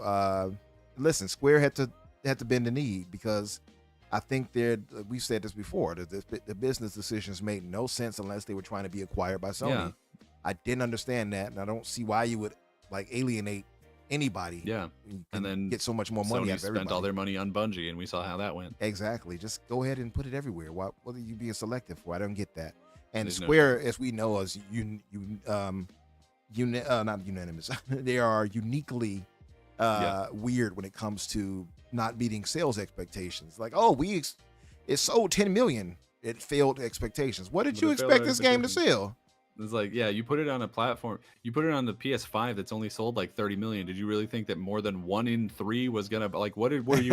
Right. It's back on then. Pretty Bwong again. Yeah. Bwong. Yeah. Okay. I don't know if it's still buffering. Hey guys, in case you are experiencing any issues, you can refresh. That hopefully that corrects any issues that's going on right now. Yes. Yeah, it looks like. Let me throw out a news story to talk about that's like sort of lesser for us to talk about while we wait to see if we're back on. We're back. Yeah. Oh, cool. So sorry. So we have a couple other previews that came through. I don't think they're really super worth talking about. Because, well, maybe they are. I don't know. So we got previews out for it. A lot of previews are coming from Gamescom, is why there's so many of them this week. But we saw previews for Metal Gear Delta came out, and it's basically just people are saying like, hey man, it's just like the old game but prettier, and they made the combat a little bit better, like more fluid. Nice. And it's like, cool, that's exactly what I want to hear. Like the developers specifically were like, this is already a really good game, and mostly we were concerned about just not messing that up. And I was like, hell yeah, 10 out of 10. That's exactly what you should be saying. Good job. Good PR. It looks like it's going to be really good from what I've seen. I saw a lot of details. Actually, the details from Shinobi and I think Kami posted it. You can see a lot of the details of what they're trying to implement on this. And from what I've read, it looks to be really good. I'm actually more excited for it than I was, because before I was like, I don't know about this team doing the remake, et cetera, et cetera. But now I'm kind of like, oh, maybe they might. I'll also say this. After seeing what Game Science did, after seeing what Shift Up did from Black Myth and also from Shift Up with Stellar Blade, I have more faith now in a lot of these, I guess, other studios who we haven't really heard from that are kind of like they're upstarts now. Now I have a bit more faith in them, right? Because at first I was like, Shift Up, are they gonna, when we first saw Stellar Blade, I'm like, I don't know. But actually playing Stellar Blade, I thought the combat was really good and fun and engaging. Playing Black Myth Wukong, I was on board with that all along because it looked so good in Unreal Engine. But it turned out to be really well done as far as combat and everything and balance.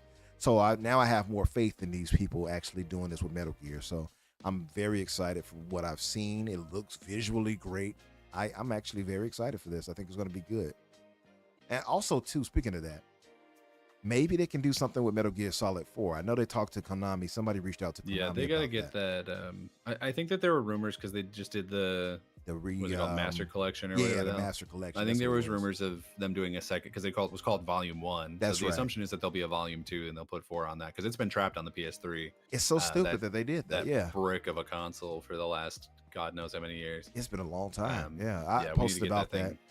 And it's always a contrarian online. I posted about that and somebody jumped in there. Well, you can play through streaming. I mean, he didn't even say streaming. You could play Metal Gear on PS5 right now, Metal Gear Solid 4. I'm like, can you? I think, do you have you to stream cannot. it through PS Plus or something? You'd have to stream it through there. And actually, there's a big runaround in that. You have to play it off the PS3 to stream it to. I forget how it was explained, but it's stupid. And it was beside the point. It's trapped on the PS3, meaning you cannot buy it and just There's a lot play of it games on trapped PS3. on the PS3, actually. Yeah, it is. That might be one of the higher profile ones. But definitely one of the higher profile ones. And it never hit Xbox. I'll be honest with you, also, like, not one of the better Metal Gears, if I'm being just completely honest with you. Like, I never got a chance to play it.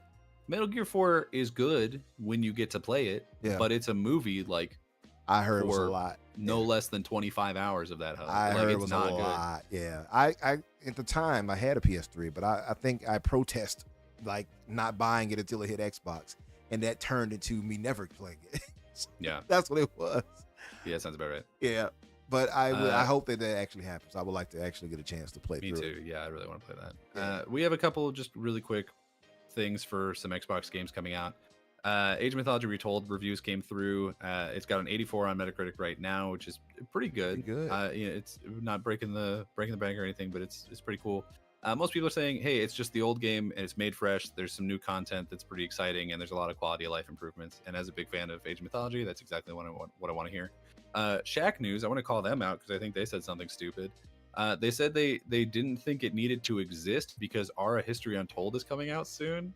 And I was like, oh wow, they're not the same. Like, they are not the same game at all. Like, one's basically Aura History Untold is basically a city builder, and Age of Mythology is a very strict, like, this is an RTS as RTS. Yeah. They are not the same game. They might appeal to some of the same audience, but it's not like, oh, we can't have two of these in adjacent months. That's impossible. Also, that's one's not a enough remake. Room. All right. Yeah, like, one's a remake. It's not okay. Whatever. Whoever you were at Shack News that said that, like, look at yourself in the mirror and be like, why did I say that? But I'm really excited about it. It comes out really soon. I'll definitely be playing that. Nice. We got previews in for Indiana Jones. Ryan McCaffrey is coming out, and he's been saying that it's like a 2024 version of those Riddick games, which everyone seems really excited about. Listen, I haven't played any of those. Let me but, tell you, here we go. I have played those, and when he said that, it's like a bulb went off in my head, a little switch. Yeah. So I was like, oh. Because I absolutely love. Brian had said something. I watched it Unlocked this past week. He was saying that he would put it in the top 5 original Xbox games, and I actually would agree. The original Riddick games, I would agree. I'm telling you. I think I've only played 5 original Xbox games. What, original? Halo 1, Halo 2, that one Shrek game. Dead or Alive or something, Ninja Gaiden? No, didn't play Dead or Alive. Didn't play Ninja Gaiden. No? Nah. Oh, wow. You talk about me with Persona, you got some games to catch up on, pal. I'm working on it, though. I'm working on it. I actually just bought Dead or Alive 2 for a project I'm working on. Nice. Oh, the jiggle physics. Let's talk about jiggle physics and gaming. Yeah, I'm doing a retrospective on jiggle physics. It's totally, it's 100% exactly the kind of content I'm known for. You have to get that commercial in for Dead or Alive 3 when they were like, She kicks high. You gotta find that. Try to find it if you can. It's hilarious. I'll look into it. But just to throw it out there, the Riddick games were excellent, man. Now they might be a bit dated now. I don't know. I know they did like I'm sure they came out in like 2002 or something. Yeah, but like they had a remaster for it too. I think it was called Chronicles of Riddick. Escape from Butcher Bay is the only name I know. That's the first one, but it was another name. I cannot think of the name of it. But I've Butcher Bay presented was all dope. the Though. information I had. Yeah. But Butcher I don't Bay know. was really, really good. So like hearing that with Indiana Jones actually gave me more hype for it than I had before. Yeah, and that seems to be sort of the major takeaway is every single person that I've heard on the. I listen to way too many podcasts on the probably literally dozens of podcasts that I listen to every week. Yeah. I have no life and I must scream.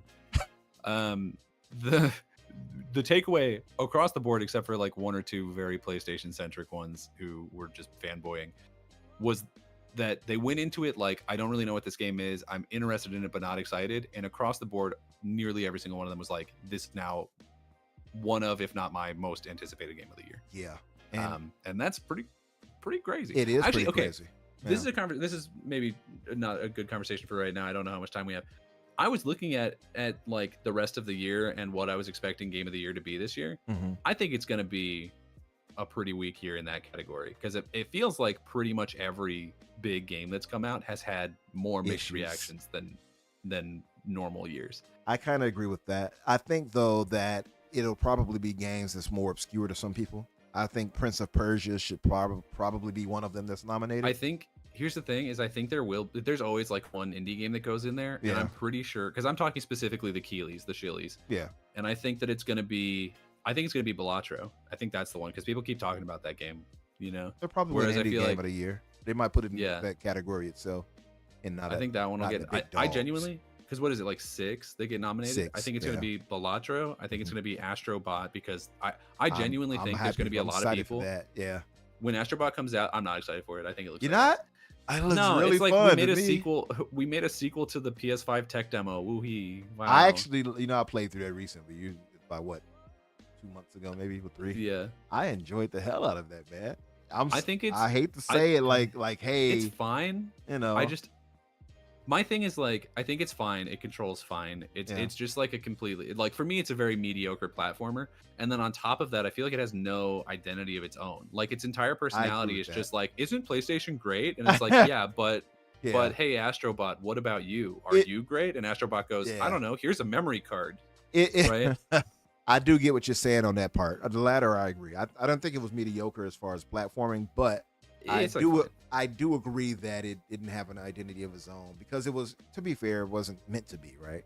I think this one will have more of that, but Well, I don't know, 'cause it'll all also the stuff have a that lot of they've- references to a lot of Yeah, that's the thing is like franchises. that's what they've been showing is like, oh, you're gonna go to all these different worlds, and in this world you're gonna get a different Astrobot, but this one's dressed as Kratos. Isn't Yeah. God of War fun? And I'll be like, yes, it was. Thank you, Astrobot.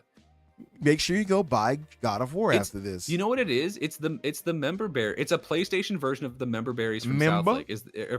South Lake. South Park. Yeah. Where they're gonna pop up and they're gonna be like, you remember how good Bloodborne is? And I'll be like, yeah, where's the remaster, you dickhead? And then they're gonna be like, remember Final Fantasy VII? And it's like, you don't own that, PlayStation. That's not your game.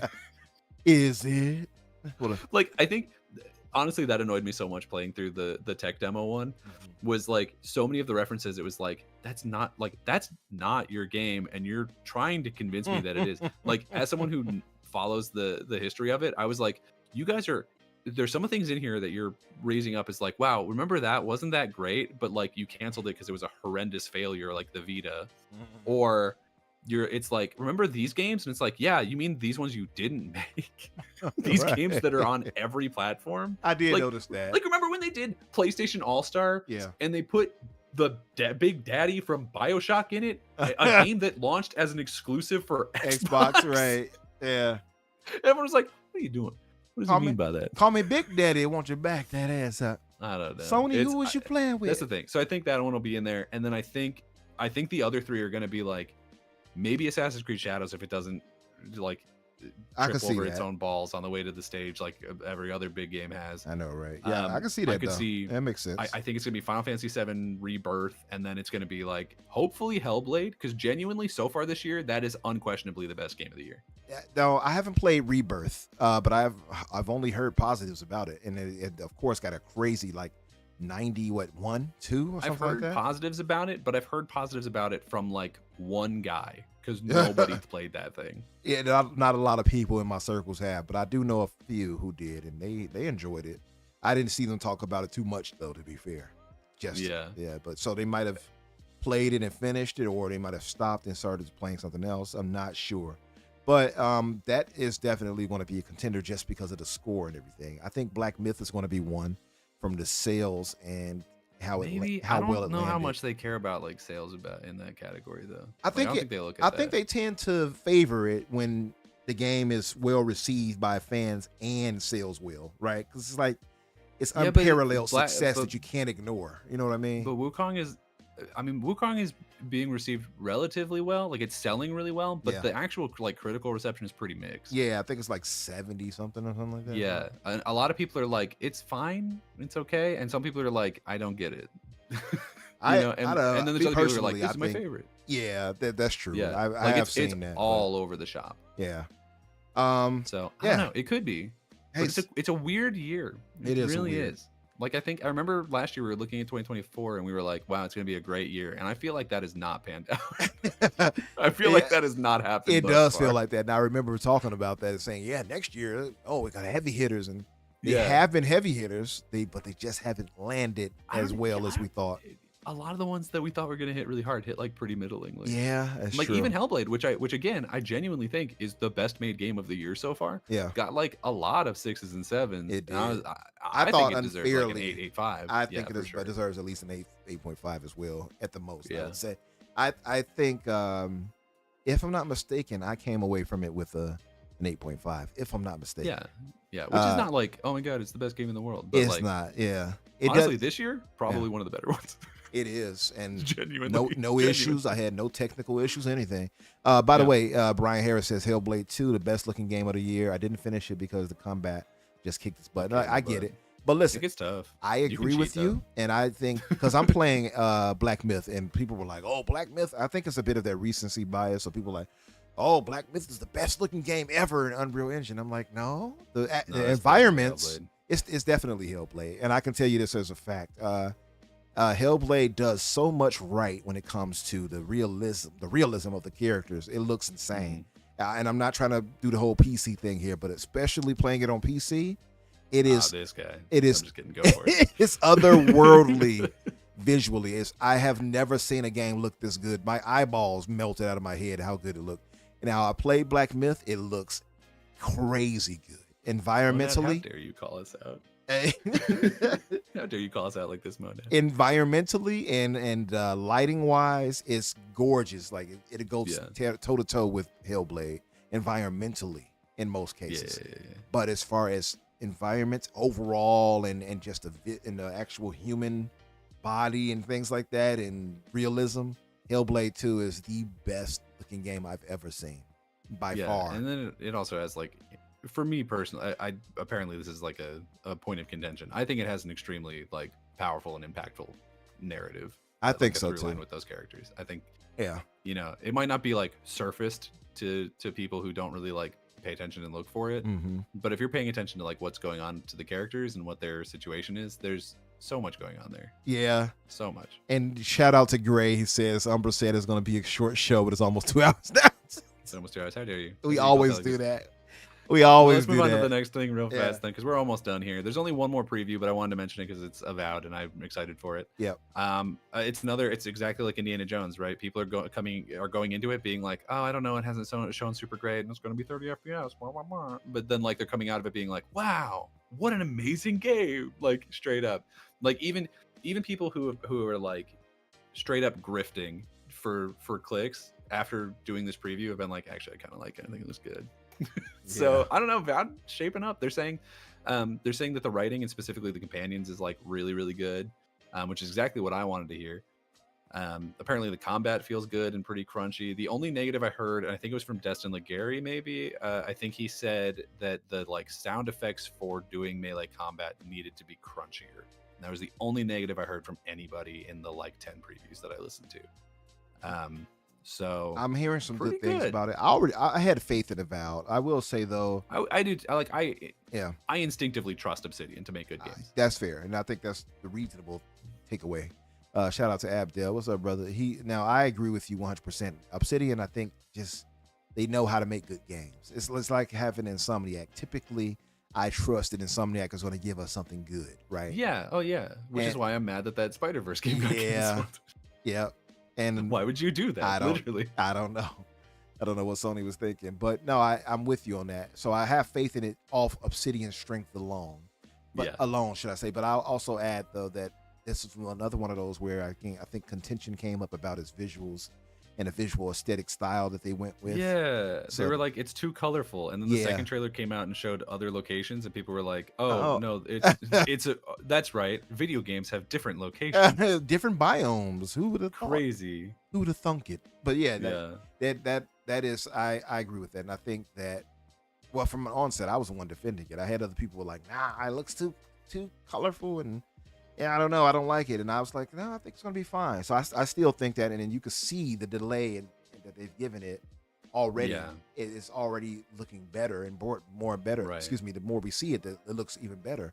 And then it's been delayed to February now. I think so, right? February 18th. Which they're saying is because they want to move out of the way of stuff, which I do think is true. But Makes at the sense. same time, I think it's like there's probably some other things in there that they want to fix up. That was like, my thinking. It's kind of a win-win. Yeah, my conspiracy theory head went to like, but is it also because, it's Unreal Engine 5.3 that's problematic? Nah, so that was my thinking too. I will be honest. My guy's in the weeds of the updates on this Unreal Engine. You got to stay on point. But yeah, I feel like Unreal Engine is such a monster of an engine to manage. It's causing a lot of these games issues on console, and I think it's that a really probably good need that engine. extra time to get the frame rate right. Yeah, it's a really good engine, but it is like it's demanding. It's hard to optimize, I think, for a lot of people. Yep. So we're seeing that more often than not, and it's unfortunate. It needs a lot of optimization, like you said, and typically it's very demanding GPU wise. Yeah. But it's still a relative. I mean, not Unreal, but Unreal 5 is still a relatively new engine, so people will learn how to do it better over the next couple of years. Give it so to Coalition. I'm looking forward to seeing what they do. Oh yeah, I'm sure whatever the Coalition's next thing will be. Oh yeah. Well, I guess E-Day. E-Day will be gonna be a looker. That dude's gonna run. Really good. Man, cannot wait. Let's move to these main. Yeah, because let's talk about that. You want to do? I'll let you pick first. You've been talking Wukong a lot. You want to talk about that, or do you want to talk about the PS5? Let's move to the PS5, and then we'll move to that. We're not going to stay on these too long. No, I don't think so. So there's two pieces of news that have come out related to the PS5, and we're kind of lumping them together into the same thing here. Is number one, Jeff Grubb says the PS5 Pro, if I could speak like a person who has done this for multiple years now, will be revealed in September and launch in, he said, October or December. So my question for the chat is, does anyone even care, dude? Like, and then we've been getting these tweets recently, and I take this with a huge grain of salt because it's coming from like 4chan or something, or Reddit. Like, do not take this for real at all. But there's people passing this thing around that's like, the disc edition of the PS5 Pro is going to be $700 and the digital will be $600. And if that's true, do not engage, because it's this thing where, like, because we were just talking about this, right? We're playing on the Series X and the PS5, and those consoles are already not being used to their full advantage right now. So for what purpose am I going to spend another $700 or whatever for a PS5 Pro so that half of its power can also not be utilized? Like, why am I going to bother? I agree. It might give me a couple more frames a second just because it's a more powerful thing, but like, these games are still being made with like old hardware in mind. They're not building it for this. This thing might run it slightly better, but I'm not spending $700 on that. Are you kidding me? Hell no. I have rent, dude. No, I 100% get that. By the way, I don't know if you can see it on your screen, if you haven't looked yet, but I posted it, the image, the mock-up posted by who made that mock-up? His name is what is it? It says DEA Labs, DEA Labs, I guess. This is the mock-up for it, and IGN posted it too. And it says that this is basically how it looks. And roughly, I guess the little lines you see in the middle part would be black. I saw another mock-up image that made it look looser. So it says in an article by DEA Labs or DEA Labs, I'm not sure how that's, or Deal Labs maybe. Reliable PlayStation leaker, what is it?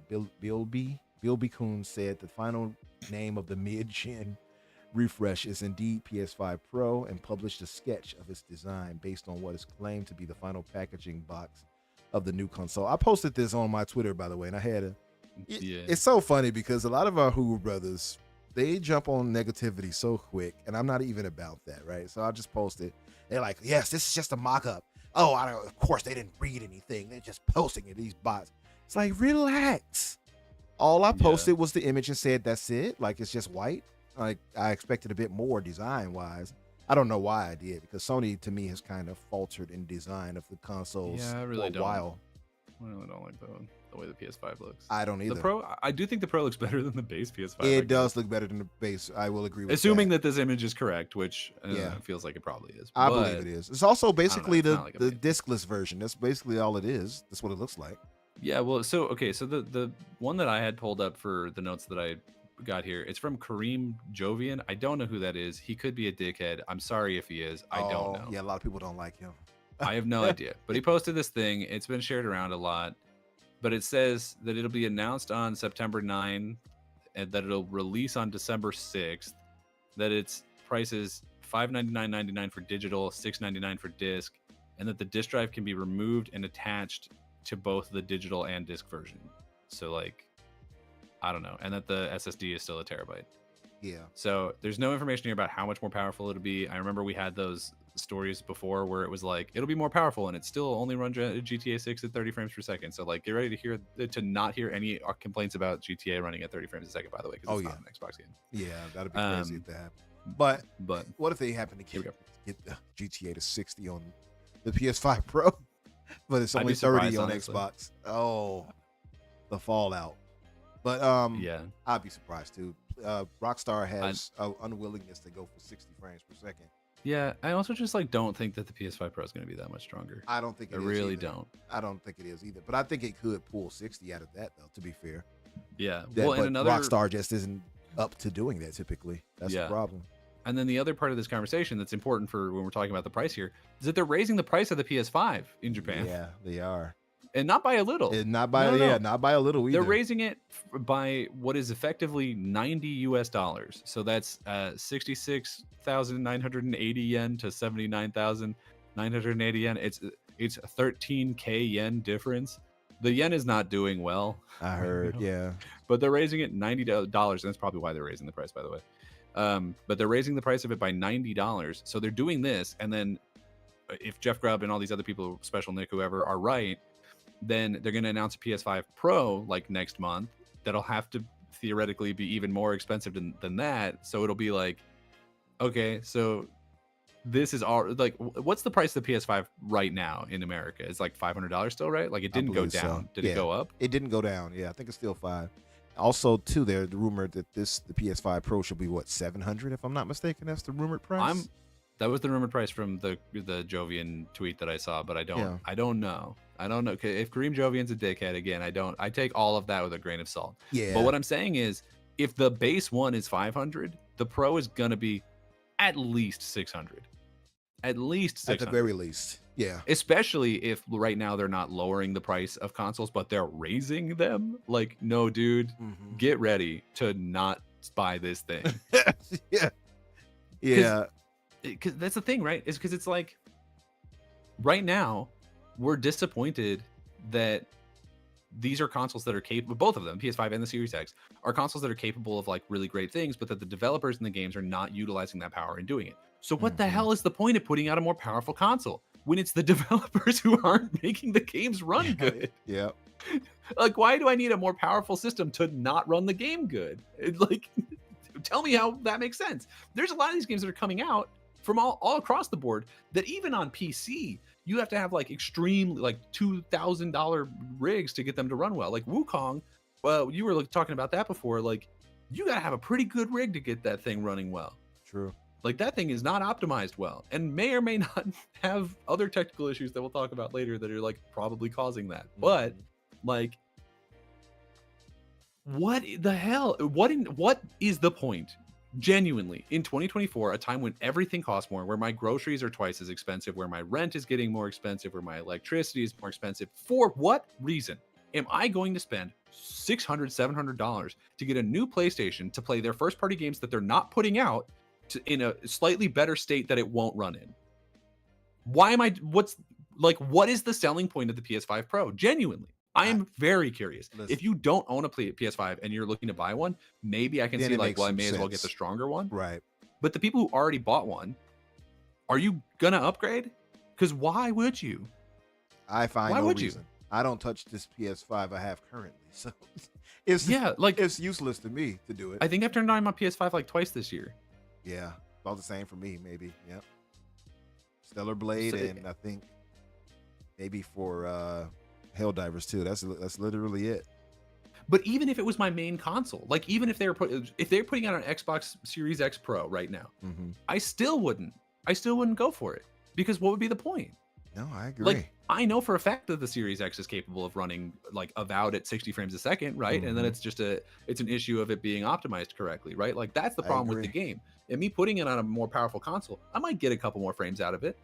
But when the next game launches and they built it for that new hardware potentially, it's going to run 30 frames there, and then it'll run like, you know what I mean? Like I don't understand what the point of it is. No, I agree. I really don't. I agree. And quite frankly, I don't have $700 to blow on it. That too. Then that's a fear. And I'll also say it's a little baffling. I get that you said that the yen dropped a bit over in Japan. The thing though is why the price went up, which makes some sense. But then it's a lot. It is a lot, and also you have to factor in that that's essentially Nintendo's territory right there. Like, they dominate there. So I don't understand what they think raising the price on the standard is going to do to combat what Nintendo is doing already. I don't think that's the right move. But hey, we'll see. Maybe it might work for them. I don't know. But for the PS5 Pro, some of the specs they're saying that they expect the GPU rendering on the PS5 Pro to be about 45% faster than the standard PlayStation 5, according to documents outlining the upcoming console. It says the GPU will be larger and use faster system memory to help improve ray tracing in games as well. So there is that. There's, I think, a 10% increase, in the CPU too. So that can obviously help, and I guess rendering and things like that too. And so there is some improvement, but like you say, I don't think there's enough. But what's the point? I don't see enough of it to justify it.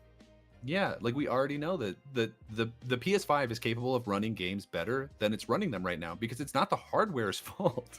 It's the developers are not optimizing very well, because there's a lot of new engines, there's a lot of there's still like all this COVID stuff and like whatever. Like there's a ton of excuses. I get that, but like they're still figuring out how to work the current consoles that they have. Why are we giving them another one? Why are we doing that? I'm genuinely curious. It says that there's a handful of people watching, and we're thrilled that you're here. Please tell your friends, like, subscribe. Genuine, everyone in the chat, I'm very curious. Just real quick, yes or no, do you have an interest? Like, are you planning on buying a PS5 Pro currently? I know we don't have the information of like how much more powerful it is, but are you? Because I'm very curious, because I don't know anybody I think who is. I don't either. The only ones I've seen even slightly interested have been our Hoove brothers on Twitter, but even many of them are not saying, "Yeah, I'm getting this." So I don't know. Yeah, even people who I know who are like big PlayStation people are like, I love my PlayStation, I play it every day, I don't need a Pro. Like that's what I'm hearing consistently, and our chat is reflecting that too now. Like, is like, I understand why they're doing it. They will sell some of these. Like, it'll probably sell decently. Yeah, but I'm like, what is the point? I don't Straight get it up, either. what's the point? I don't get it. And, and at first I was like on board with it, because I'm like, yeah, it's going to be a PS5 Pro, mid-gen refresh, et cetera, et cetera. Same for Xbox. And then things turned around in a way where it wasn't conducive to Microsoft's budget and handling of that to put out a pro version of it since they're not selling well on the standard ones too well, right? And then PlayStation is like, okay, yeah, but you're selling well now, even though it's not topping the PS4 sales at the same time frame, but you're selling well enough. It's like a 3-to-1 difference from them to Xbox, maybe more than that, maybe.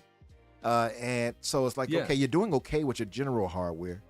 Why would you need a pro version? Right. Also, we're like, what?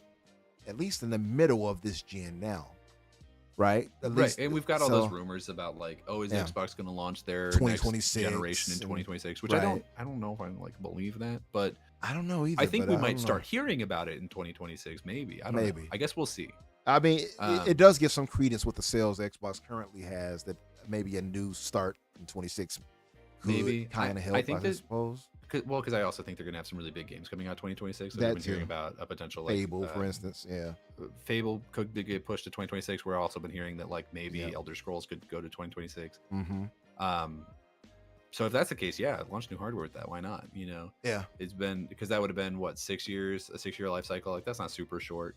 I do actually see with the sort of business practices that Xbox has been following, I could definitely see them going for a more frequent update to hardware and do it more like how phones are, where like they're just putting out new ones every, I don't know, 5-6 years, and then just keeping the old ones. Like when the Series X2 or whatever comes out, they'll obviously still be putting games out on the Series X, and then like maybe they'll just start not putting it on Xbox One, because that's another thing, by the way, is that like a huge amount of players are still playing on Xbox One.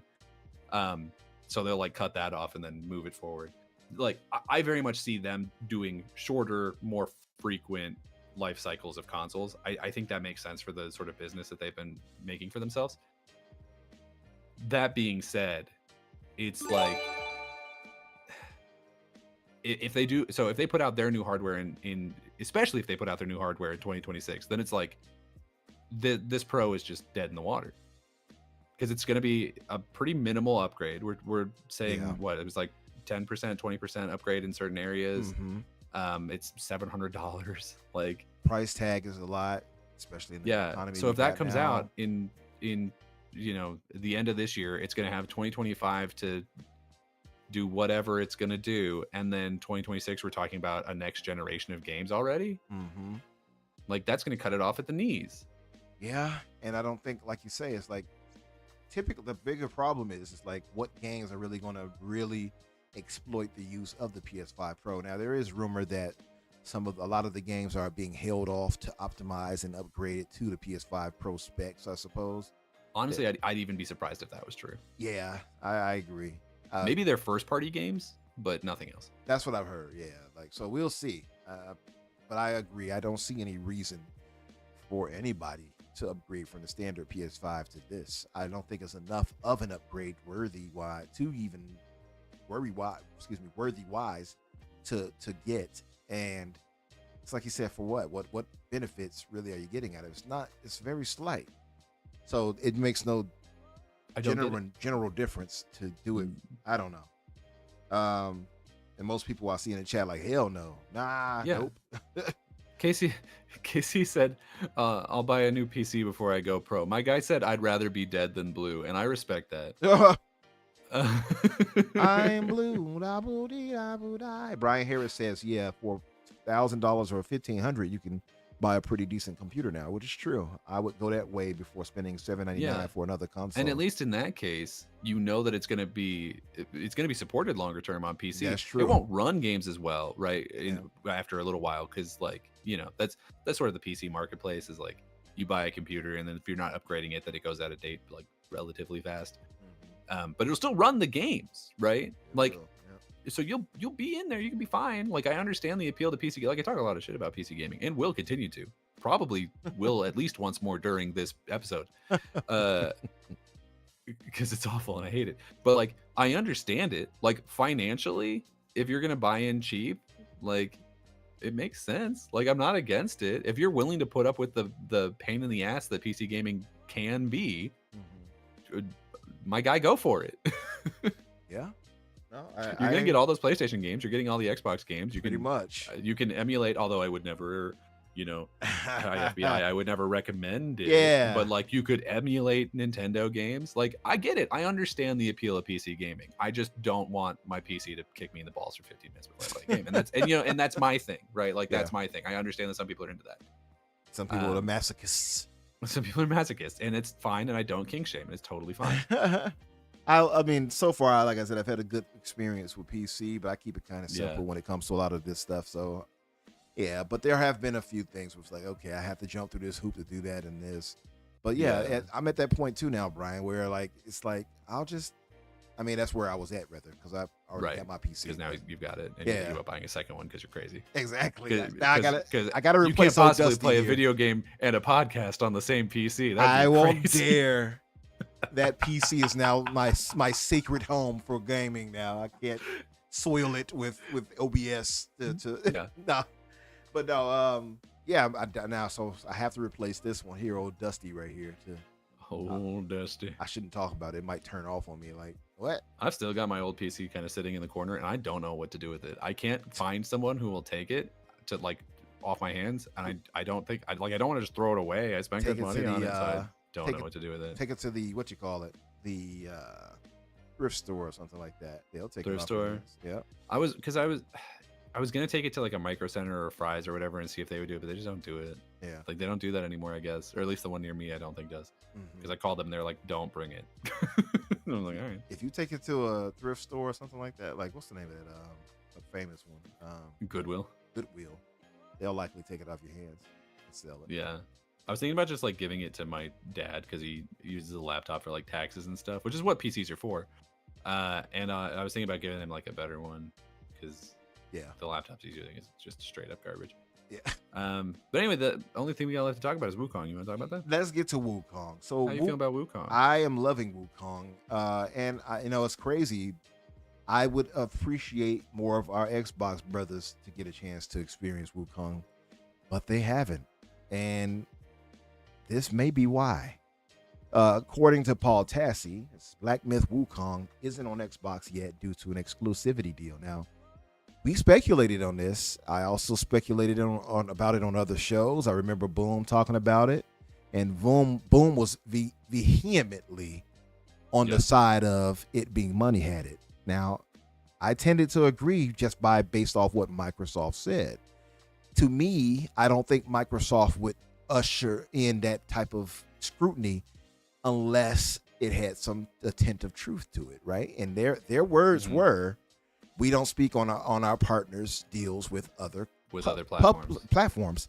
Yeah. Which it implies that Sony money-headed them. And this is not a foreign thought because all of us know, Sony has done this more than enough times. We know there are changes to games being put to Game Pass that they won't allow on PlayStation games they've had deals with.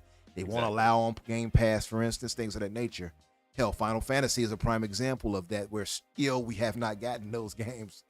So I can believe they're still marketing things in play on Call of Duty, even though Xbox owns it. That we have to wait out another which year is so before we dumb. start to see that go away. So dumb, but true. That's correct. Yeah. So I can believe this. Oh, Soil Tech, what's up, brother? He says I just bought Wukong on Steam. Wukong. I'm thinking of Wu-Tang and I mixed them together. For the Wukong is for the children. Black Myth Wu-Tang. Honestly, I'd be more excited. Hey, listen, if they put the Wu-Tang Clan in here with the combat this game has, I would love it. I'd be down. Yes, sir. He said I just bought Wukong on Steam and it's installing now. Yes. Gotcha. Soil Tech, give us your thoughts. So I'll see you in the chat. I'm pretty sure on Saturday for Keasante's podcast too. So he'll speak on it there. I want to see give me your thoughts when you get a chance. And I won't be there, so come by next week and let me know. Come by next week too. Yes, come back next week. Draft your opinions on those podcasts, and then come back here next week and be like, Wukong, actually not that great. I think you'll like it. So let me read some of this article here. According to Paul Tassi, he says this is one of the strangest or stranger sagas of console exclusivity I've seen in quite a while. And now I've received new information that I consider the final word on the situation as to why Xbox does not currently have Black Myth Wukong available while the game has launched on PC and PS5. He says a source with specific knowledge of the situation has told me that contrary to previous reporting and even departing from Game Science's own statement that the reason Black Myth Wukong is not currently on Xbox is due to an exclusivity deal, not because of some sort of technical issue causing a delay in the release of the game. IGN has also confirmed this same information. Now that adds a lot of credence when you got both of them saying this right here, by the way. He says, I was not told the duration of this exclusivity deal, but it does not appear to be permanent. It is also unclear as to why this has not been publicly disclosed, as these sorts of deals are usually public knowledge. He says, again, this also runs contrary to what Wukong developer Game Science said about the situation, which was, we are currently optimizing the Xbox Series X and S version to meet our quality standards, Game Science said, so it won't release simultaneously with the other platforms. We apologize for the delay and aim to minimize the want for Xbox users. We will announce the release date as soon as it meets our quality standards. Then we heard, of course, I don't think this is in an article, but we heard about it supposedly being a memory leak, which caused the delay because of a memory leak in the design process on Xbox that caused it the Series S. Yeah. Issues. So I actually have some information on that. Enlighten us. So a memory leak is a pretty big deal, right? It's the kind of thing where I won't get too technical with it, but basically what it means is that the longer you play the game, the worse it runs, right? And there's different versions of it, different tiers of like how bad it can be, where like either you just turn the game off and turn it back on and then it's fine, or it could be that save file just gets screwed the longer you play it. So that is exactly the kind of thing that would make it fail certification. And it's such a specific thing to point out that I was like, I think that might be true. So I did some digging and I'm going to talk to some people. And it is to my understanding that is true, but that it did not go through certification because they thought it would fail. And so then they took the deal with PlayStation.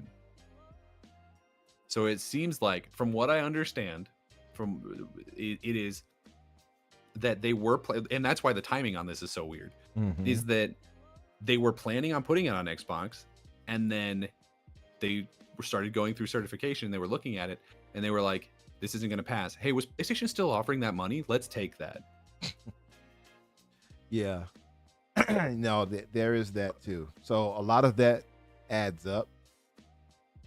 So There was. I'm pretty confident. I'm confident in it too. I will say, again, through Sony's path, I'll play devil's advocate and throw this out there to you. You tell me your thoughts in the chat. You give us your thoughts as well on this.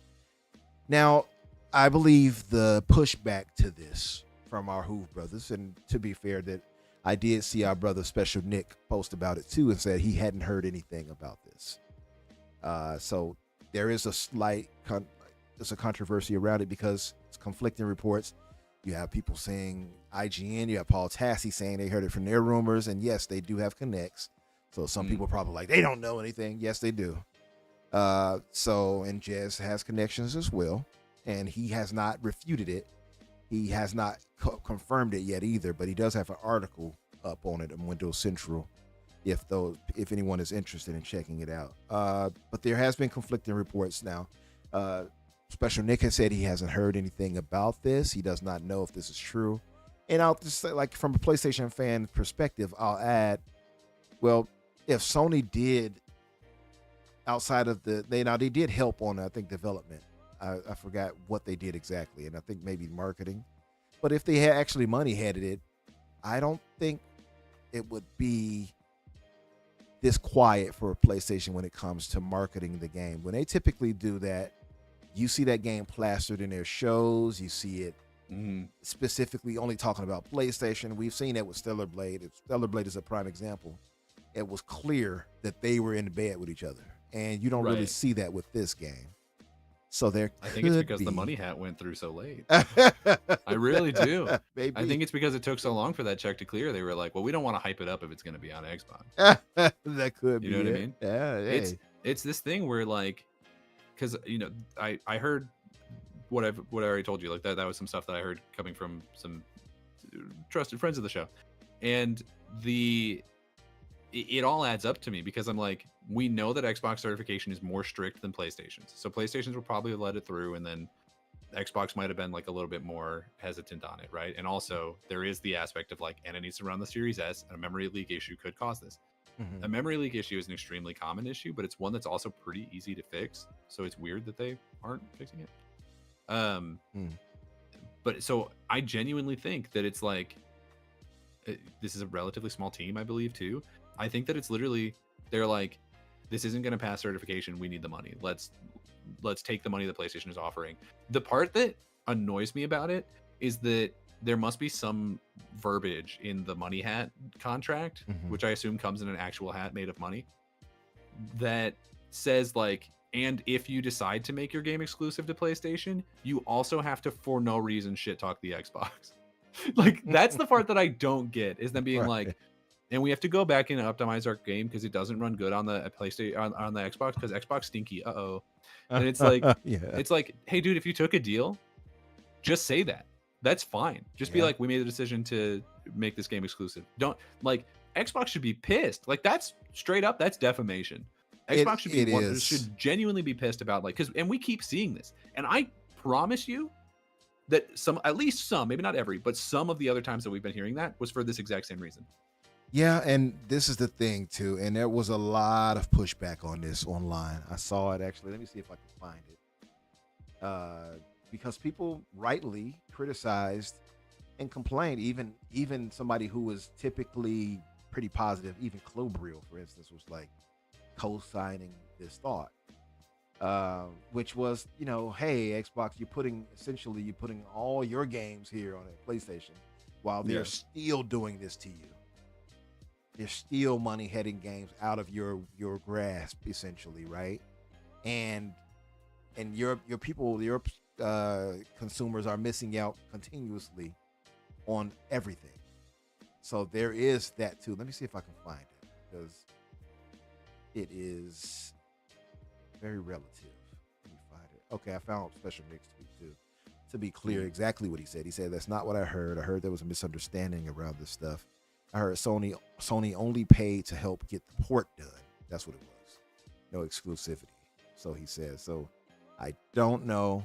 We can't say for certain, ladies and gentlemen, but those are rumors. Yeah. Like, does PlayStation pay for people to port their games to their console? I've never heard of them doing that before. I haven't either. It sounds to me like that's just a cover, but you never know. PlayStation is pretty open, I guess, when it comes to that, but I don't know. I think PlayStation's just really good at covering their ass. I think that's what it is. It could be that too, to be fair. Where is it? It's a lot of stuff in these chats. Excuse me, guys. Where is it? Okay. I'd probably be faster if I just went to Jez himself and just let me do that. Yeah. Bear with me, good folks. Let's see. Oh my! Right now, the last thing I saw is that Jez was on Twitter saying that people owe him an apology, and I agree. Yeah, he was saying that. Was right. I saw that. Partially. Yeah. Oh, yeah, I found it. So it was Paul Tassie's tweet that somebody replied to. Then Jez quote retweeted to that and replied. So a gentleman named Pale Blue Pixel. He says, absolutely baffling that Microsoft is porting their IP to a company that continues to pay to keep third-party content off of Xbox. Jazz reposted that and quote retweeted it, should I say, and then said this 5 times. He says, even if this specific example with Black Myth Wukong wasn't true, Sea of Thieves, etc., revenue is helping Sony keep games off of Xbox, which is true. Yeah, but then somebody else commented under that, and they were like, "Yes, but all of the money that but Xbox is making 70% of that money. That is true, which is helping them buy entire publishers. That is true too. Right, double-edged sword. Yeah, that brings me back to the thing of like, I really again, and I will say this, I think every week from here until it becomes obvious to everyone else on the planet, I think exclusivity is changing dramatically. I think it's going away, and I think PlayStation is going to start making those moves pretty fast here. I think the money hatting is, I think we're already seeing their money hatting slow down. Like, think about even just a couple years ago where it felt like every game was skipping Xbox, right? And now it's like it still happens a lot, but it's rarer now. And I think a lot of that is just PlayStation is like, hey, maybe they just don't have the money to do it. But also we're seeing them put more and more of their games on other platforms. We're seeing them put things on PC and being happy with the way it's selling there. We're seeing them continue to put more and more games on Xbox. We can continue to ignore it. MLB The Show's there. Marathon's going there. I've said it every week. I will say it every week. They're putting more and more games on Xbox. They're putting that Lego game on Switch. Like, we can sit here like they're doing on every other podcast. We can sit here and we can pretend that Xbox is like throwing in the bag by putting their games on other platforms, but they're not throwing in the bag. They're filling the bag with money, and PlayStation's going to start doing it too. Yeah, fair point. And to my brother Lucius Augustus, he had posted, he says, Phil himself said in court that anything they give to Sony, it will be used to make Xbox existence harder.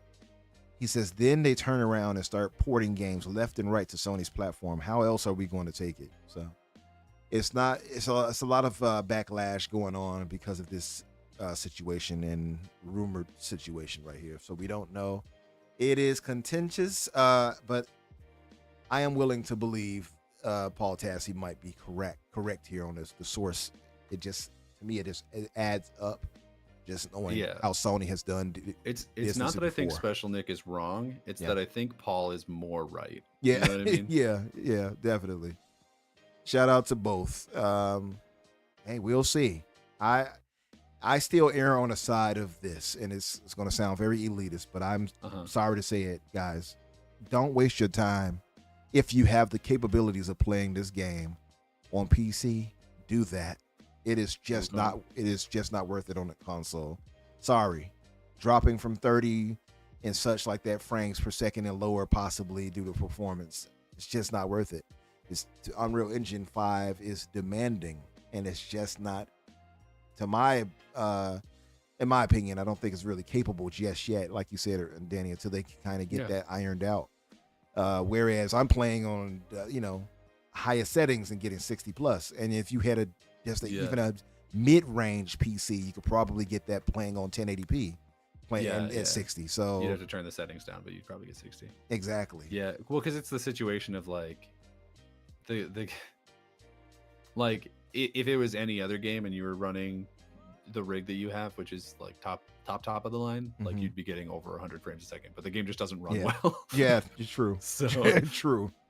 So that said, family, I want to thank you guys for being here and holding us down. If you have not done so, hit the like button and subscribe if you haven't. I heard a few people subscribe. I wish I would have seen it pop on the screen, so I didn't see who it was, but thank you, whoever did subscribe to us tonight. Yeah. Thank you all for the donations to the podcast. We got to start doing some more with that. I do want to turn on memberships, but at the same time, again, I do want to have something to give you guys if we have memberships. It seems unfair to have it on and not offer more.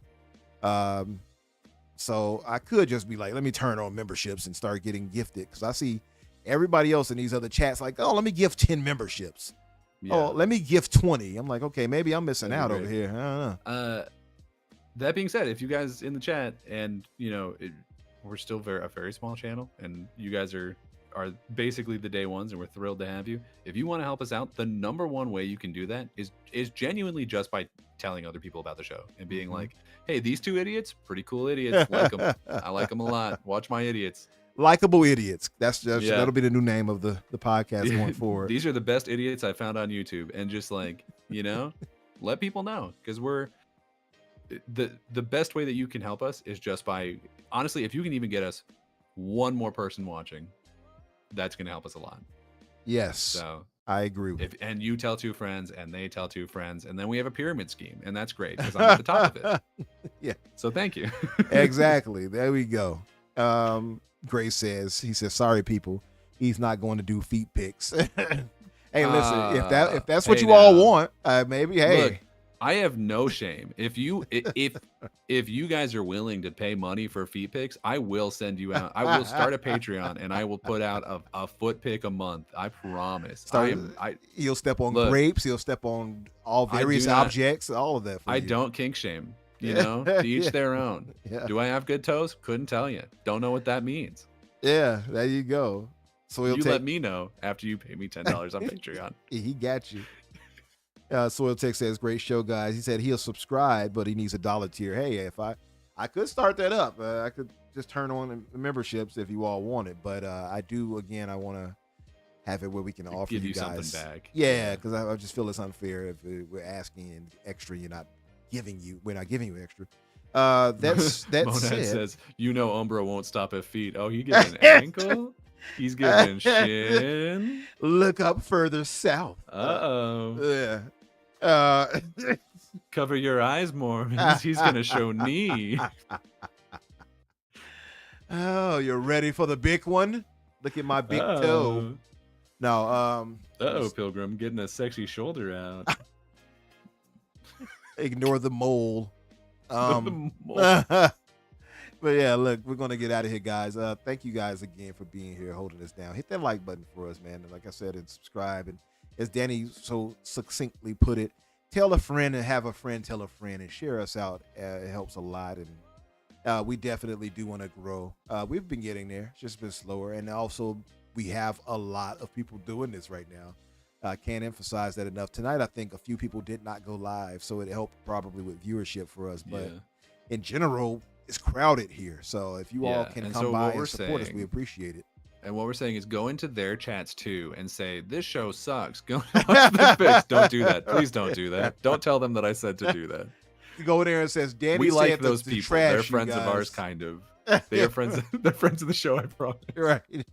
Hey, why are you guys here? Let's go to the fix, gang. Wow, it sure does. It smells like feed in here. You know who's showing great feed is the guys over at the fix. Yeah. I need my fix. Right? Something very obvious. I need to get my gaming fix. Exactly. That'll do it. But listen, we're gonna get out of here. Danny, my brother, tell the good folks where they can find you and what you'll be up to. You can find me on Twitter at Daniel J. McGee or at my personal YouTube channel, Daniel McGee. And this week, I'm going to be potentially finishing Perfect Dark, hopefully. I think it's a pretty fun game so far, and I'm excited to see where it goes. And actually, tomorrow, here's something fun. Another big life event. I'm doing my first fantasy football draft tomorrow of all time. And am I going to do well? Sure am not. Gonna do real bad. Yeah, well, hey, good luck to your bad fortune. Look, it should be fine. I'm actually, my family is cursed, and so I'm gonna be drafting people who I want to be injured because that's my luck, right? Is that they'll break. So I'm gonna draft 49ers because I want them to do badly. I might get McCaffrey. I'm gonna kill the caveman.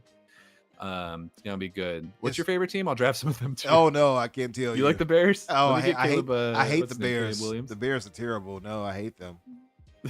How about Green Bay? I love Green Bay. Green Bay. I do. You know what? Actually, I mean, I'm sort of a Lions fan, so yeah, I do need to do my best to put a hex on the Packers. There you go. My trick worked. We got them. Yeah, we got. Made me forget that the Bears are in the same division too. Yeah, don't use the Bears. Yeah. No, we hate Green Bay here in Chicago. It's a thing. I think everyone kind of hates Green Bay. Yeah, listen. That's the oldest rivalry in, if I'm not mistaken, the oldest rivalry in football is the Bears and Green Bay. And I mean, we've played so many games, we've lost so many to them. They are a bane to our existence, and unfortunately, they're also a really good team. They have historically. Unfortunately, they're really good. They have historically been really good. To ours, defense always typically being good. But yeah, much curse energy to Green Bay as I can possibly send. Yes. I will lend my spirit bomb energy to hurting Green Bay. Thank you. We could use it. We could use it. But listen, for myself, of course, you guys can find me on Twitter X. Infinite Umbra or Umbra Infinite, as I always say. You will find me any other way. And of course on Tuesdays, Xbox Factor with Boom and Cast, typically on 12 Eastern. I missed this week's show. I was had to do some work. I was working overtime. Of course, typically would here with us at 8 o'clock Eastern. We were a little later tonight. And Friday, we'll actually be returning this Friday on the Infinite Podcast. Myself, Risky for the Biscuit as host, of course. That blue number, and Dante, aka Spriggan, will be going live tomorrow too. So come by and support us there and have a good time with us. And thank you guys again. We're going to get out of here. You guys have a great night. Soil Tech, I want to hear your thoughts on Black Myth Wukong. And if you're not already following me on Twitter, check out a few of my tweets. I talked about it. I'm going to make a write up an article, a review of Black Myth once I finish with it too. So be sure to check that out. And also follow me on Twitter, or I'll say something mean about it for no reason. Yes, follow him. And yeah. I'll be like Monkey King, more like Mopey loser. Got him. Donkey All train. right, I gotta go. It's 10 o'clock. Yeah. I'm dying. Yeah. All right, guys. See you guys. See ya.